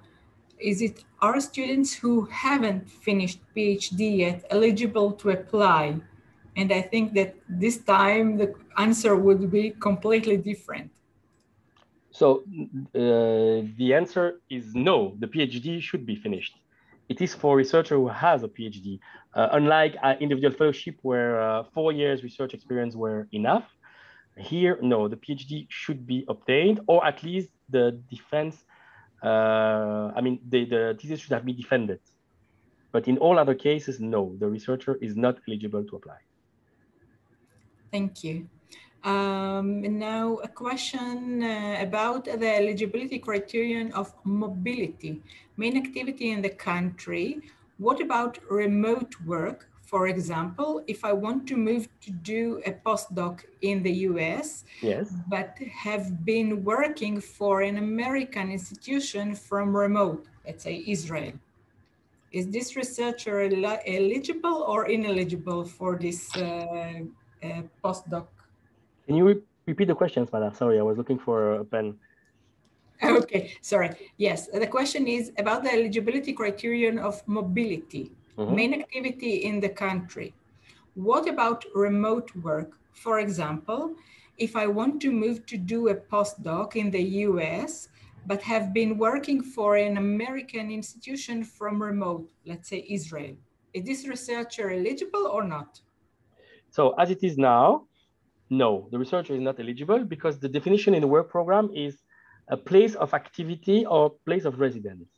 So we will consider that if the researcher, for instance, works in Germany, but for an American institution, the main activity is in America. So I'm giving the examples of even if there is no mobility, a physical presence, the researcher will not be eligible, if that is your question. However, we are now working on specific FAQs where we will give some exceptions to this rule in case of COVID.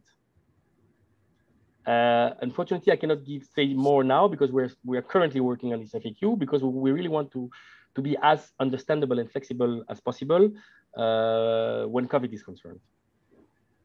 So I do have a question which is not on the list about the COVID, because we have here a few situations of researchers who arrived to Israel and they had to get here even earlier because of closing all the airports, etc. And we have one case where the researcher actually joined much earlier than expected. And now this researcher is asking if due to the shutdown of international flights, because of the COVID situation, she had to prepone her travel, and eventually she arrived much earlier. So she asks about her eligibility. So there is no exception to if the researcher is in Israel for more than 12 months in the last 3 years, because that's, I think, is the purpose here. No, the researcher is not eligible. So we are planning to make exceptions to in case you're stuck in a country and want to move somewhere. But if you're already in Israel for more than 12 months, I am afraid that no exception will be granted. No. Of course, I'm inviting you as we speak, as I'm saying, we are drafting some FAQs where we give more information. We are still dealing with legal officers and just to make sure that we take more, we encompass more cases as possible. But this case, I'm afraid that no, the researcher will not be eligible. Okay, thank you. And one more question about the COVID, which is completely different. Are COVID tests covered by the grant? COVID tests for the flight? So they can be covered by the researcher, by research, training, and networking costs. Yes. Okay. Yes, because these costs can be visa. I mean, can contribute to the visa, but they can also contribute to COVID tests. No problem. Okay. Now going back to the questions already posted on the Q&A, is there any format in B2 part for CV of experienced researcher? Is there any format in part B2? What? For the CV part? No. There is no format. No. We don't give any template or format for the CV. No. Okay. Can I apply if my host is a professor in the US university? If yes, for the global fellowship, of course, or for the European. So yeah, global fellowship. Another question concerning the eligibility requirement, until which time is the 8-year post PhD limit calculated? Call deadline. So the call deadline minus 8 years. Okay. And as I said, so the system the forms are not online yet, but what should be in the system is that whenever you enter a date, whenever the researcher will enter a date which is 8 years before, at least 8 years before the call deadline, there will be a table will appear and there will be a possibility to mention the number of days to extend these 8 years. So in case this researcher falls in the category that I described before, such as a research in a third country, such as a military service, long-term sick leave, then maternity leave, paternity leave, then the possibility will be there to extend these eight years. Okay. Another question, can the supervisor be emeritus? Can you have an emeritus supervisor? Yes. Okay, that's the question. And that's the answer. And next question, in the global fellowship, the additional 6 months for placement in the non-academic sector, should it be related to the main topic of the research proposal, or it can be related to public outreach or science education? No, it should be related to the main topic. It can encompass some other dimensions, but it needs to be if the placement is requested, evaluators will be asked to see if there is an added value for the proposal. So it can, as I say, it can have other dimensions, but it needs to be linked and strictly linked to the proposal and the project itself. Thank you. Another question is how much of the total postdoctoral fellowship budget is going to the European fellowship and how much goes to the global fellowship? I need to check that. I think it's 30.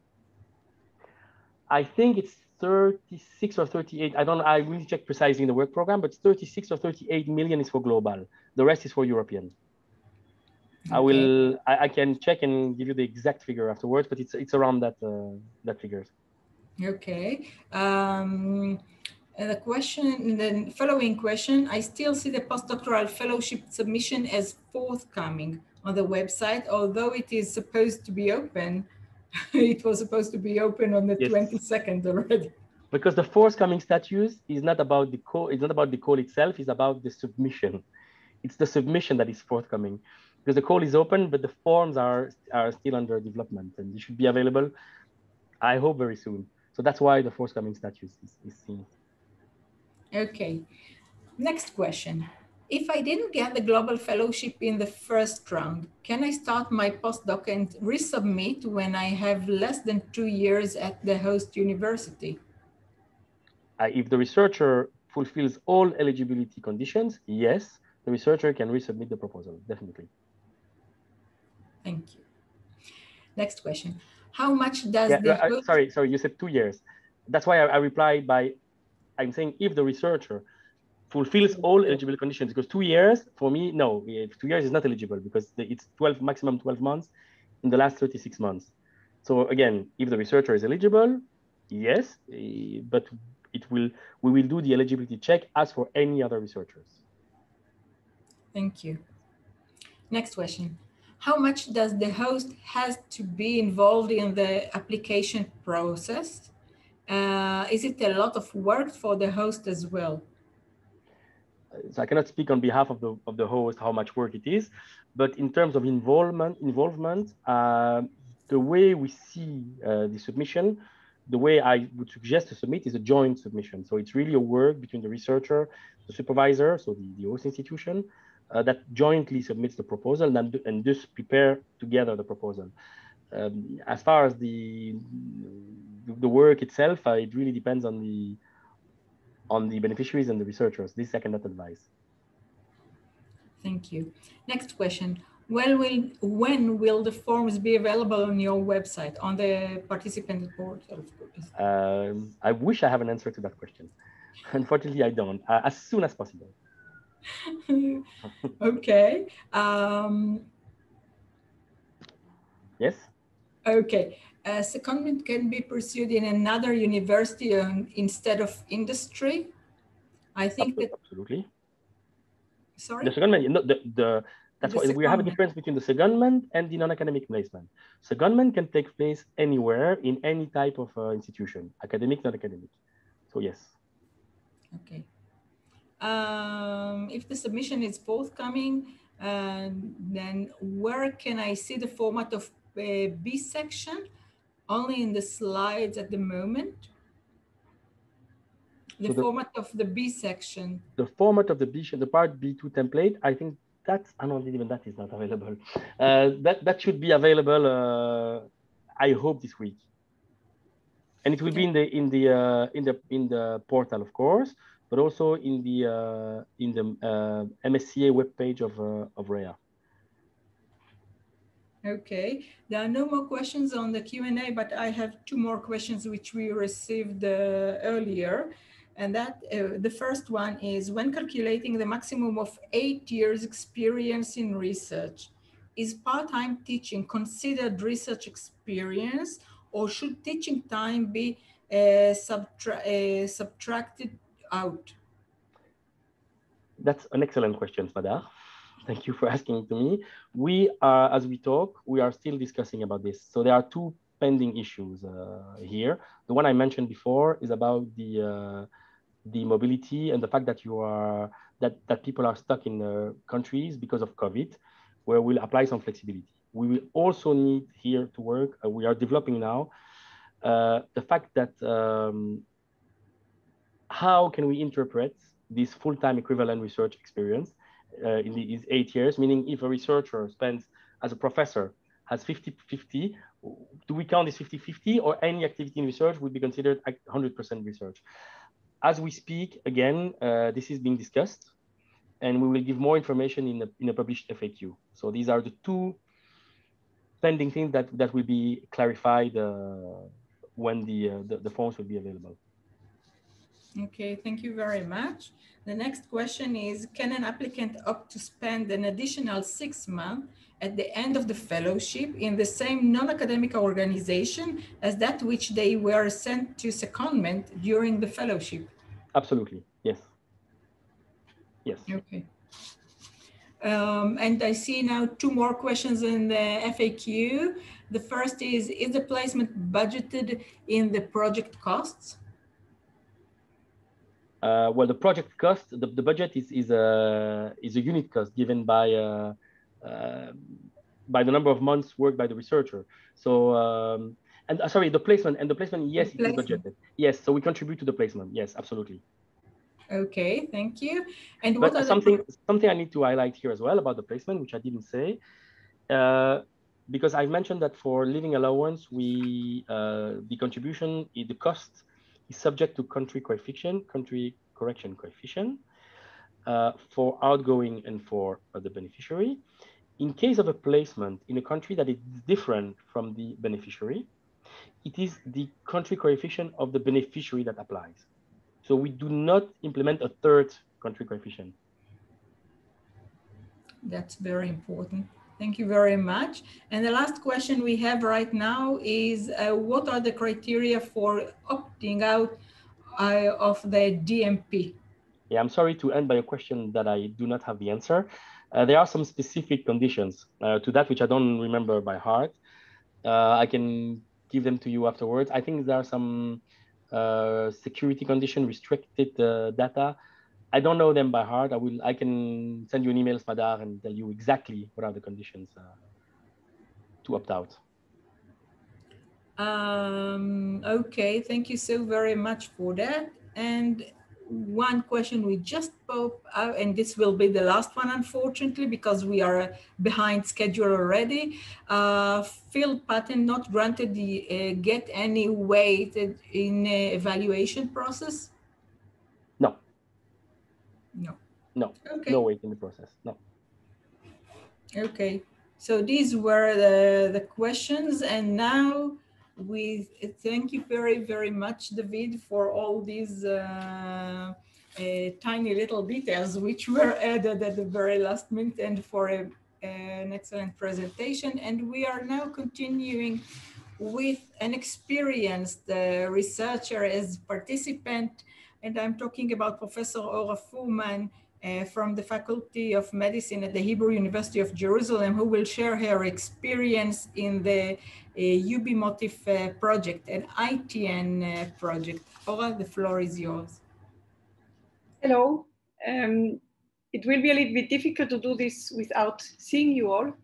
So I really ask you to ask questions so I can adapt what I'm talking about to what you want to know. So I am part of an ITN, and I've been asked to present my experience and what we did, how we actually applied for this ITN, how I'm experiencing the ITN right now. So I hope you will, this is what you wanted to hear. If not, and if you have questions, please, really, please send me questions, and maybe Smadar, you can tell me when there are questions on the way. I'll share my screen. Okay. So the whole ITN network started when I went to some conferences and I was talking to people, and we thought about how to actually do research together. And we decided to apply for this ITN European Network grant. When we decided to apply for it, I really didn't understand to what complex endeavor I actually had committed myself. So this is not a very simple application in terms of technicalities. There are a lot of details to observe and to work along. But on the other hand, it is also a very simple form. Once you have the idea and once you have the right people, it is really, really pretty simple to actually formulate at least a part of the scientific part of the ITN. So ITN is for innovative training networks. You heard about this. Our specific ITN is consists of 15 students that are dispersed all over Europe. They come also from many, many different places. And it involves both industry and universities. It's called UBIMOTIF. We are studying ubiquitination. And so I just looked at the application and I thought, what would be important for you to succeed in your application? The success rate is not that high for ITNs, but what we saw is that they really there are very specific topics that you need to address so you will actually be successful. So one of the things is that you have to very clearly state what the challenges are and how you are going to solve them. And I think this is much more general than what we did for our specific topic. So I just, took the things that are general. So what we mentioned is that the methodology is not fully developed yet. And there is a lack of interactions between the researchers, and there is also a lack of interactions between the researchers and industry. Because what they want to see in these ITN applications is both that the science makes sense, but much more than the science has to make sense. They want to see something where you generate new interactions that make sense in terms of differences. So each group has to be different in terms of where it is located, in terms of what the focus of that group is. And the reason for this, I assume, is that for the research fellows that will do the research in this program to get exposed to a maximum diversity, which is still focused on the subjects that we want to study.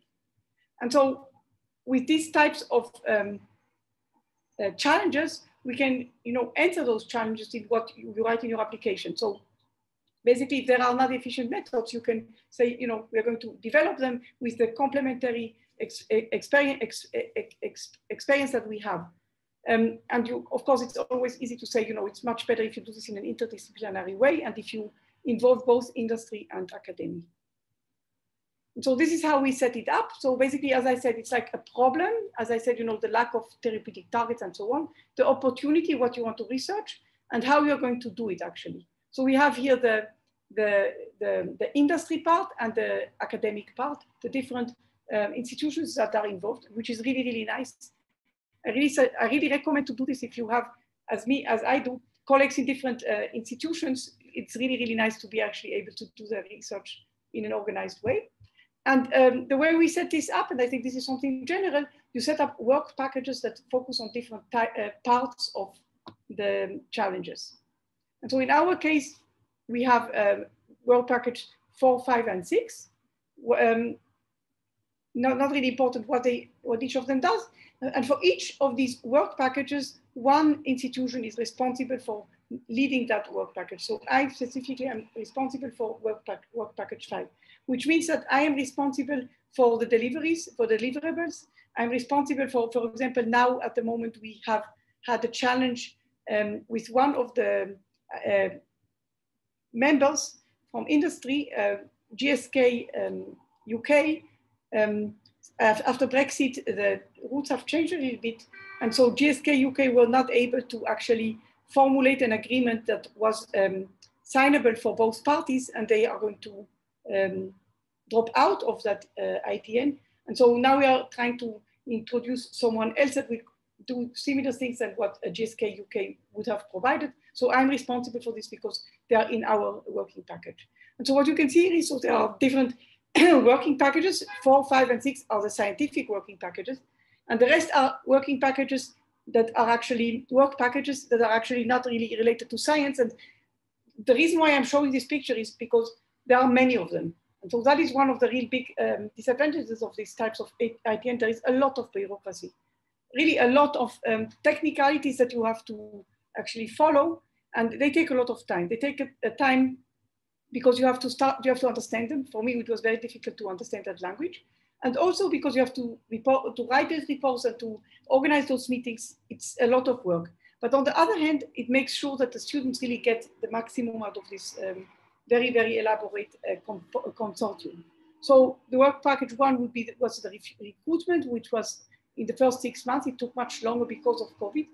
And then there is a work package about management, which basically involves also the early science researchers, ESRs, and the training. So there is a lot of training going on. I'll show this in a moment. And also, as I said, it's a lot of technicalities, not only in terms of what we are going to do, but also how. So each and every of these ESRs, you can see here, those are the 15 students that we hired. Each of them has a plan for these 36 months, and each of them is supposed to go to 2 different places at a certain time. So it's exactly planned when each of them goes there. And part of them are academic and part of them are not academic. And so you have to plan this in advance. You have to make sure that everything works out for all these 15 together. So they will be basically, for example, if one student goes to one place and the other student goes to another place, so that the ESRs will actually meet to make sure that they don't actually cross over when they do their secondments. And I must say, they have been pretty flexible until now because we weren't able to actually do the secondments as planned because of COVID. And they're very flexible. We can change those things. We just have to notify them. And so there is a lot of training going on. There have been several training sessions to try to focus on research and to define your career plans very well. And I must say these training sessions are very, very helpful. And they're very well done. Again, it's a lot of time investment, but you get something out of it, which you don't necessarily get from other other programs. And so you also have to define, what exactly are your personal career development plans, and you can actually adapt them as you proceed as a student. And we are supposed to help them do that. And so again, you need a detailed plans of when you're going to do what and who is going to be the beneficiary. So it's not a small amount of work to generate such an application. We were helped by a company that actually helped us do this. The coordinator is in Copenhagen, and there is a company in Copenhagen that actually helped us formulate this. And we have staff that actually works only on coordinating this program. So my summary. The advantage of this grant is that it's focused and it helps you do great science with people that you like to work with anyway. And for the students, I think it's an amazing opportunity. You get to know these 15 students and you go with them, you proceed with them throughout your PhD. You talk to them, you present to them, you interact with them. I think it's a really excellent opportunity for the students. My student person is from Hungary and she really enjoys it. They have their WhatsApp group, they have their they talk on a regular basis. They have their journal club where they basically present and analyze data that we need for the databases that we generate. So they really know each other already very well. And they were also a very important source of support during COVID. Because, for example, 2 of the ESRs are located in London, and they were just closed in since they arrived, and also my student. And so for them, it was very good to have this peer group where they could talk together and discuss what they would do. So it's a really good thing that we have that. It's a small investment in terms of what you want to do in science. You don't have to really elaborate much what you're going to do in terms of science. And it's really relatively flexible. You can change, but you just have to tell them what. The challenges is it's bureaucracy at its best. It's so difficult to understand what exactly they want. And actually, I'm really lucky because the staff at the Hebrew University has been helping me a lot with that. So Yara, I think you are here, and Ona, it's really, really helpful to have people that know what they are doing and help us, because we have had many challenges. For example, visa challenges. I can tell you, it has been a nightmare to get those visa. I mean, it still is a nightmare to get those visa adaptations with COVID. It's a working visa, not a student visa. So there are some things that you need to learn of how to handle this. It takes time to learn that language, and I'm not claiming that I already know the details, but it's really worth it. So that's basically what I have to say. And I'll be really happy to answer questions, but I just can't see your faces. So I don't know if I described this well, if there are things that are not clear. Just let me know, and you can also contact me afterwards by email, and I'll be happy to help. That's it. Thank you very much, Ora, for sharing your experience. It was very interesting indeed. So far, I see no questions in the Q&A, but I hope they will pop up at a later stage. I will just give the floor back with your permission to Audrey and David, because I think they have a few things they would like to share with you right now. Audrey?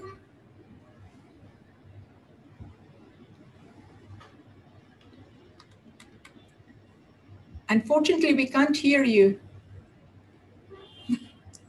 Okay, is it better now? Yes. Yeah, okay. Double mute button, of course, it doesn't work. So yeah, I posted just a message on the chat, but just to let you know, compared to what we said with David previously, all Part B templates for DN and the postdoctoral fellowship codes are now also available on the Funding and Tenders portal. So you have the section reference documents, or as well the topic page, where you can find those Part B templates. And as soon as we have the submission links and the Part A forms ready, you will also find the full proposal template on the call page. So that's it. Thank you. Thank you very much. And I think that David wanted to relate to the question regarding the budget calculations. Budget, is he still here? He had an urgent call, but it's coming back. Yeah. Okay, so we could leave it to him, but it is indeed mentioned in the work program, the different the budget allocation per action. Okay, so I see there are not yet any questions. So with your permission, I would like us to move now to our last speaker. Thank you very much, Ora. I would like us all to move to our last presentation and to Professor Raz Zarivach from the Department of Life Sciences, Faculty of Natural Sciences at the Ben Gurion University of the Negev, who has vast experience as an expert, the one who reads your proposals for MSCA, both in FP7 and in Horizon 2020. Raz, the floor is yours. Okay, 1 second, it's sharing.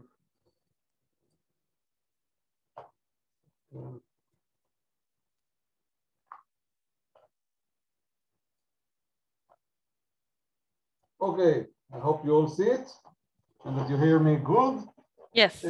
So I know we're short on time and we probably will have several questions afterwards, and I will give you my experience, okay? So this is again, personal experience. Each one of the experts will have slightly different overview and opinions on the how and not to from the reviewer perspectives. So just a little bit about myself. I'm a group leader in structural biology, okay, at Ben Gurion University of the Negev. I am a recipient of an individual fellowship, which is an old one from 2008. Individual fellowship program that I evaluated was between the years of 2013 to 2020. So you can see that is a very large number of proposals. For the what's known as the doctoral training program, I evaluated between 2015 to 2020. So first, for all the audience who may become an expert, I will start with what did I get from being an expert? Okay, why do I spend my time for you? So first, I got network. So I met people in that meetings. Previously, it was in Brussels. Currently, we do it remotely. Yet, you learn to know several people from various scientific fields. It gave me also a lot of scientific knowledge, reading all of your work, which sometimes is a little bit far from what I'm directly doing. Really give me a lot of ideas and direction and methods that I may not see on a regular basis. And at the end, it's also give me a very large knowledge about the process, how to write a grant, how to evaluate when I'm sending one, how things are being judged, and what is the direction that we can use if I ever write one of these. Just to let you know that if I write one of these, I'm not participating as an expert. So it's really divided for this kind of thing. So a general impression over the evaluation in the whole process. So first, just to let you know that the evaluation is really, really fair. It's really being done correctly. If you are not affected, there is no hidden bias. I am and the other experts, usually 4 in the last rounds, for each of these application. We're really doing it in a fair way. We're judging what you write. We're judging it based on the criteria that you've been just presented with. And we have a question for this sub-criteria. Okay? The evaluation is also very good. You get experts in the field that are related to your proposal. Okay, it's not going to be something which is far away. If I don't know anything about it, I will not act as an evaluator for that specific proposal. Okay, so the people reading it, they know what you are doing. Second, the evaluation includes experts from several topics. Okay, so it's not that you will get all of them working exactly on the same thing. So this gives you a balance of people between the different backgrounds, different countries, different directions. So this is limiting the chances that there will be suddenly one opinion. And that's including people from the academia and the industry, as the industry is involved in these applications, as you could see it from secondments and other ways. Evaluation acted on the program. Evolution acted on the program. So the first round that I checked completely different from now. They went through differences. They adapted to the money. They adapted to the way that the things are being done. Okay, and it's still constantly changing. You could just see today how do you have new forms, new direction, new way to spend the money, and we adapt ourselves to that way. Very important, what I realized is that the final evaluation report, I will call it sometime enigmatic, usually for the Israelis, in many cases also for people who tend to write other applications. I have to admit that the way I write report for Israeli Science Foundation or other places is different from the way I'm doing it here. Okay, so if you need to read between the lines, and sometimes you should talk to people who deal with that, like the ISERD, to really get sometimes, if you don't really understand what it's been written, I suggest to talk to someone. Okay, so that's, or your institution that they saw several of these, or even asking the EU. At the end, the final evaluation report is written in such a way that it's have a nice, very standard guidelines, very structured, and you can learn from that, but it's not something that I have to admit that you used to based on other countries. Okay? That's about that. Okay. So just on the evaluation, this is not something that is hidden. It's written in all your guidelines. The first important thing is that it's already been discussed that there is different weights for the excellence, the impact, and the implementation. But what I want to say is the fact that something gets 20% doesn't mean that it's not important. All parts are important. I saw several applications that the excellence and the scientific part was amazing, but then you kill the project by not doing good the impact or the other section. So it's really bad that you kill yourself just by thinking that there is an important part and non-important part. Everything is important, and you need to deal with that in such a way. As experts, we actually read everything. I read every single word. Have questions and ask about every section. So I need to provide evaluation for every subsection. Okay, so I'm reading it all. Another very important point, which means good is not really good. Okay, if you can see it here, good is actually medium, mediocre. Okay, good, the proposal addresses the criteria, but there are shortcomings. So that's something to remember. So when I write good, that means that there are sometimes, even if it's considered as, let's say, something which I say, which is a positive, it's not really fully positive because there are still some shortcomings. Sometimes we're writing in a positive way, but that means that it's not excellent or very good. It's not really to the point that it's fully fulfilled all the points that you need to address or that are important to understand your scientific part, okay? Or the other parts, whatever that we define in this thing. So at the end, again, you need to be aware that you need to try, or I would say always be on the excellent. Maybe one very good will be nice, but you need to address all the points and you need to think about it. Okay, you can break it into small subsections, into like why you choose the organism you choose, why you are doing your timeline in such a way, why everything needs to be in a way explained, understandable, in order to really fit to the call that you are giving. Okay? You may get a strength and a weakness to the same point. As I mentioned, if it's something medium, okay, which is good, so there are things which are very good and excellent in that point, but there's also weaknesses which we need to address. So you may get for the same point a good thing and a bad thing, okay? And that's something that I know for me in the beginning it was hard to understand. How come they say two things on the same point? Because it is an issue that you have to address. There are good things and bad things at the same subsection, okay?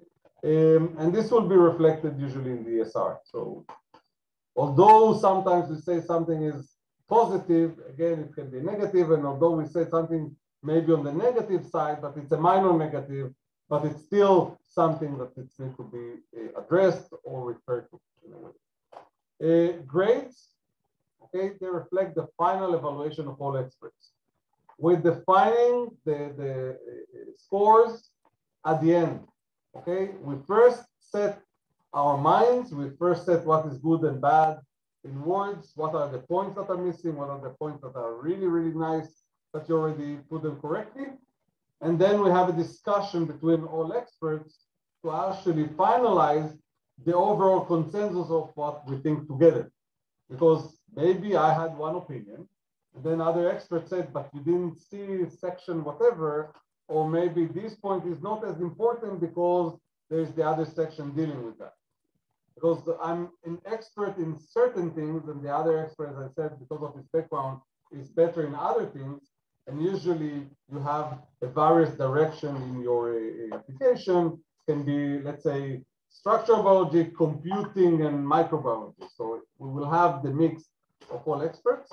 And this will give us really, at the end, that we can finalize a final understanding what we like, what we don't like. We discuss them between each other before reaching to the final ESR and the final. Then when we have this final, we can then score it based on all our comments that are being agreed.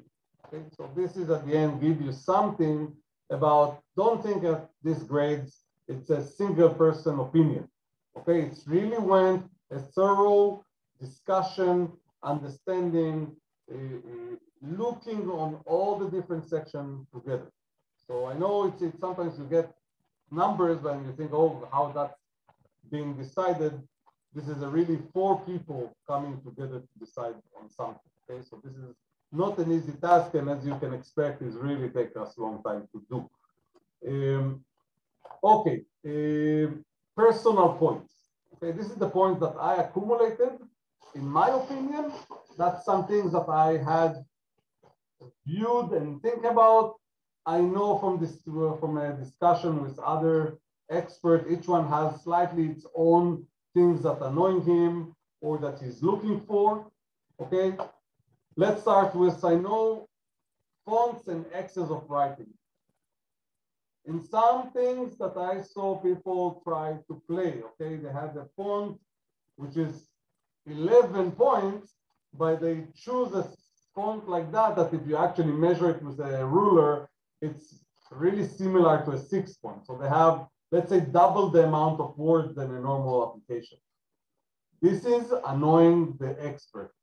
This is something that the expert doesn't like. It's hard to read, it's small, a lot of wording. Yes, it fits the regulation, but you're annoying the expert. Don't do that, okay?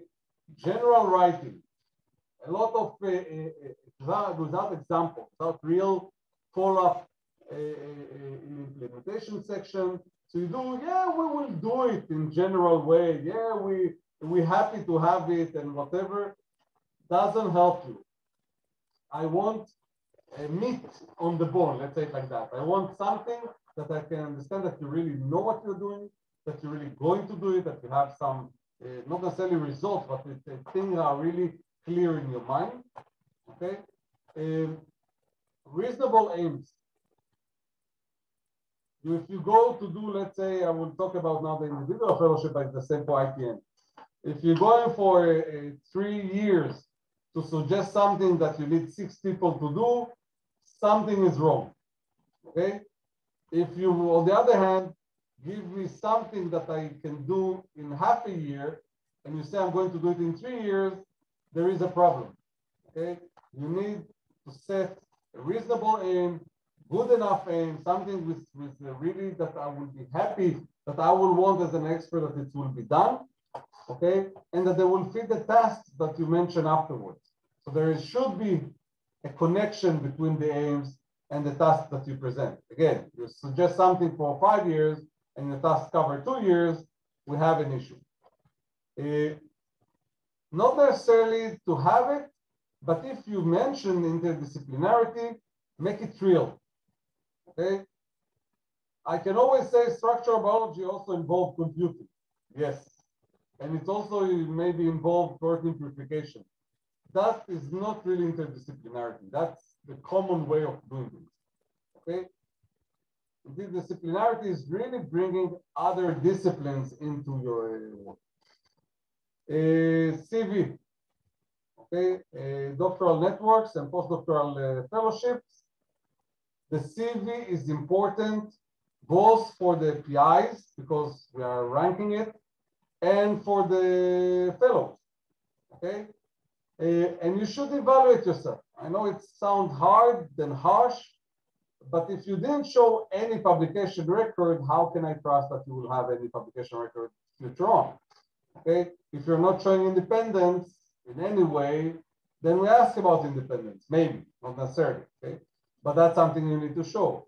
If you are already way, let's say you did, and that's in my view, 3 postdocs, okay, is another postdoc going to help you? That's another option, okay? It's another point that you need to refer to. You should have a good enough CV, something that you can compare probably to others that got it, and see if you are ranked good enough to have a chance in this very, very crowded application. Risk analysis. I know many experts have actually directly first go to that to really see that we think about the options, the risk, what will happen if something this and what will happen if something that, which is key. And that includes everything. What happens if you need a very big machine and it's broken? What if you don't have anyone to train you or to help you or to grow your cells or whatever that you define? Equipment needs to fit the aims, and you should have a backup for that equipment, okay? If you don't show me that you have an NMR machine and that you need to travel now 2 countries to do that, there is an issue. Okay? If you don't show me that you have an access to that machine, you have an issue. Time allocations, okay? You need to give time allocation for result analysis. I may accumulate a lot of genomic data, but it also will take me 2 months or sometimes to analyze them. You need to take that into account. I may collect a lot of cryo-EM data, but I then need 3 months to solve the structure. So that's another time that you need to refer to in your time allocation. And also that's referred to realistic time schedule, okay? If you tell me I'm going to learn new technique in another lab in a week, and it's in a different country, it's not really realistic, okay? You need to fly there, you need to know how to even the lab look like, you need to talk to the people. You need to schedule your timing, and it's the same for data collection, it's the same for expression of proteins, it's the same. If you have a way to shorten that, you please tell me how. If you have a technical access and personnel helping you, write it down. If you have 2 students, PhD, master that are doing things for you, write it down.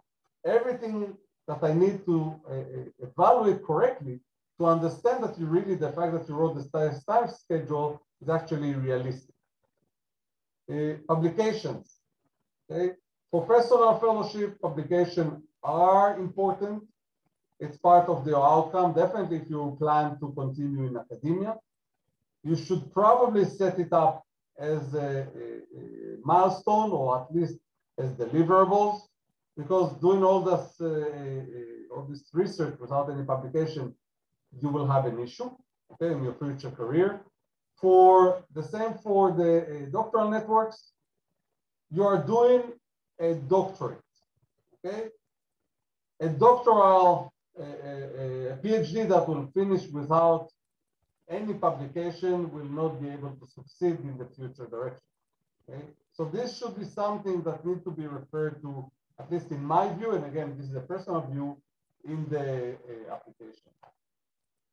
You should show in the personal fellowship real career advancement. Another postdoc, just another postdoc after a postdoc, if you don't change something which is big, I don't know, you move from computing to I don't know, something else, that you show me a career advancement, then it's not necessarily going to help you and contribute a lot. You need to have a real outreach and dissemination plan, okay? Including a very defined plan, what you are going to do. Not assembling a very, big names. Yeah, there are schools and we will go to whatever and we will write something.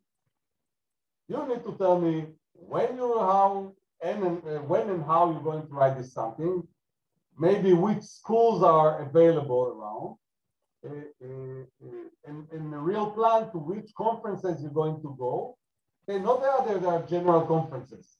I'm going to go to this and these conferences in the topic, okay? I'm going to contact this and this company to benefit from my research. Okay, something which is realistic and we can evaluate. You need to have a real supervision and a supervision plan, okay? And show me who's helping you with the training. Is the PI that is sitting in his office and then is busy with another 20 postdocs and other people is the one that's going to train you, or is there someone, and mention his name, that's going to help you and do that stuff, okay? Is there a center that they are training people? Are there other things that they are tell you how it's being done? And for the supervision, how often are you going to meet the PI? How it's being done, how they're going to evaluate. You have more than one PI. Then how do you evaluate by more than one PI and how you see them? And all this needs to be written so we can understand that there is a plan, that you actually meet your supervisor, that actually someone give you advices and they help you to get to the bottom line of finishing your PhD. Okay, and the PI involvement in the writing is crucial, definitely for the postdoctoral fellowship. Okay, you do not know how many they wrote before. There are many subsections that you're in. If you're in Israel and you go to, I don't know, Germany, you don't know what is around the university. You don't know which schools, you don't know which company you may interact. You don't necessarily know all the equipment they have. And even the idea, you want to have someone which is advanced enough to actually help you to refine your writing. Okay, the timeline, the ideas, the importance, all of that which is inside. And I can tell you that as an expert, I could immediately see where the PI was involved and where it wasn't. Okay, and usually the one that it wasn't involved, they have shortcomings which directly lower the scores. And this is not because we have to have the PI, it's just because someone that finishes PhD will have, without a proper guidance, will have a lower chance to actually fit to what is needed in this application. And I think that's it. So, questions? Thank you very much, Raz, for this impressive presentation and very full of insights, which I hope will be very useful for the applicant. There is one question which which could be addressed. How many experts evaluate each proposal? Is the formal grade made of an average, or are you reaching consensus as an expert panel? Okay, so there are 4 experts, at least in the last course, for each application. And it's not the same for all applications. So they're really fitting between the people for each of these proposals. So one proposal, I have another, let's say, set of 3 other people, and sometimes I have one that I evaluate with him, and then another 2 different ones. So it's always changing. As I mentioned, we first write our comments, we discuss our comments, we finalize what we think as the whole, as the panel, and then we score based on that. Okay, so the score is the last thing that comes after we did everything. Thank you. Thank you very much, Az. There was a question which was actually 2 questions which were answered by Audrey already in written, but maybe it would be nice just to let you know you can find them under the answered Q&A. The last 2, the one is about funding isolation period for ESR concerning the COVID. And yes, these costs could be covered by the research, training, and networking costs. So that's the first thing. And the second question was about the global fellowship and choosing the incoming or returning host organization.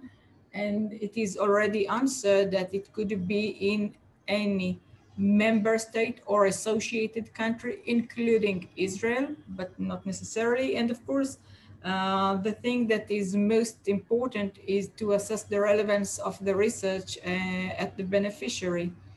This is the most important thing.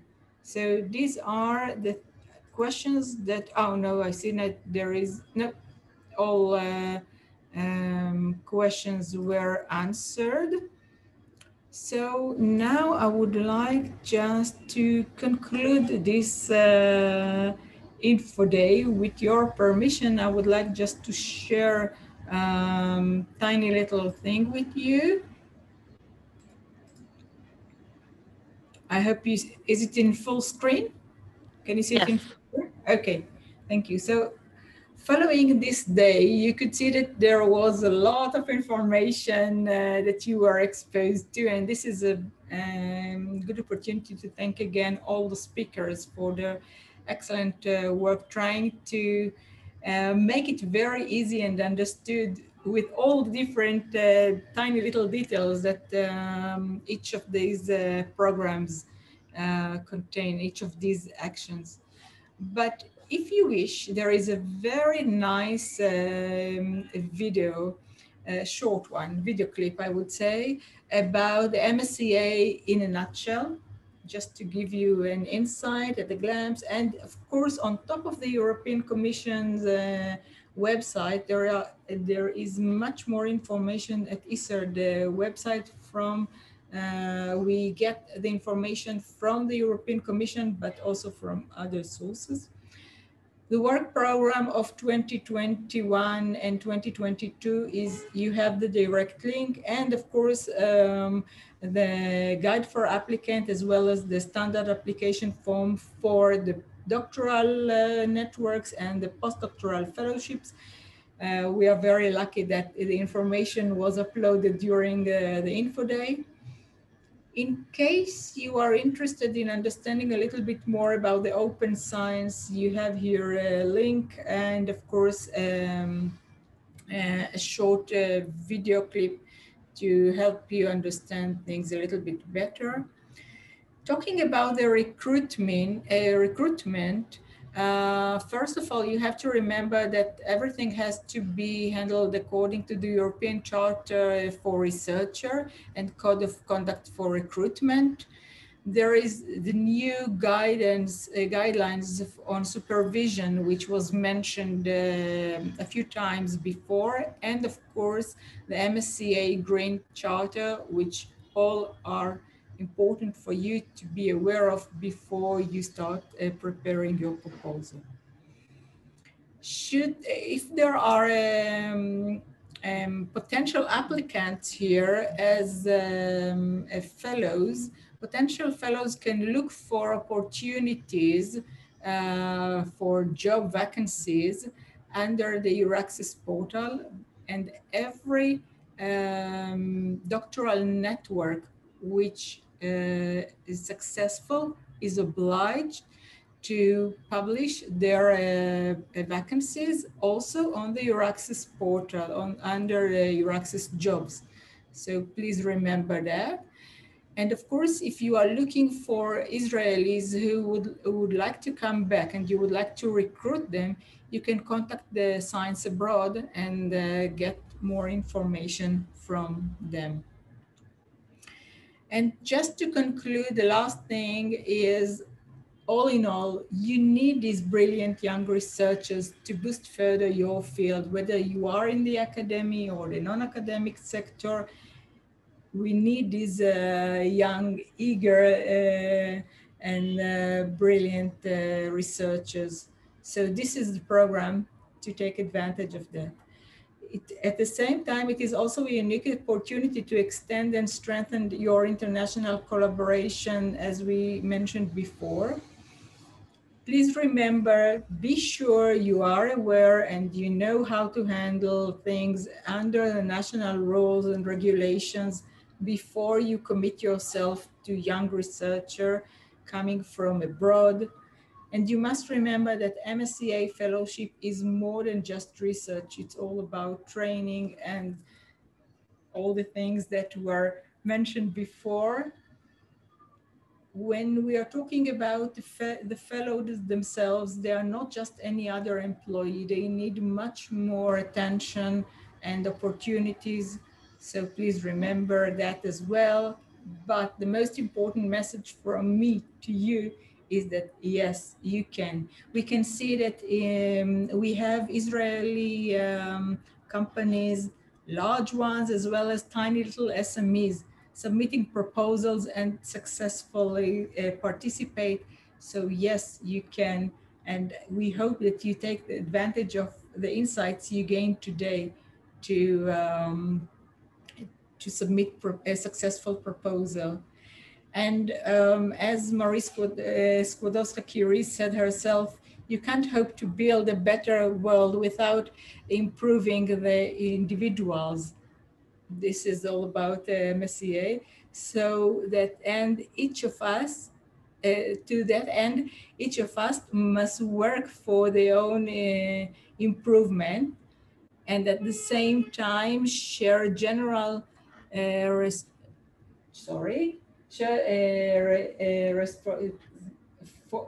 for all humanity, over particular duty being to aid those who to whom we think we can be more useful.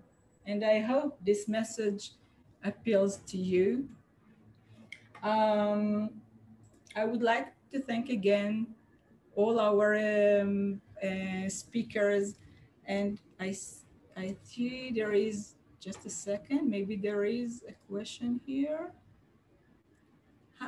No, everything is answered. So thank you very much, Audrey and David. Hopefully next year we will host you here in Israel. Yeah, as we say, next year in Jerusalem. Yeah. Well, if we are invited, we will be delighted to come. Yes. Yes, you are always invited, for sure. That I can guarantee. Thank you very much. Thank you very much. All the best. All the best. Have a lovely afternoon. Bye. Bye-bye. Thanks a lot. Bye-bye. Bye-bye.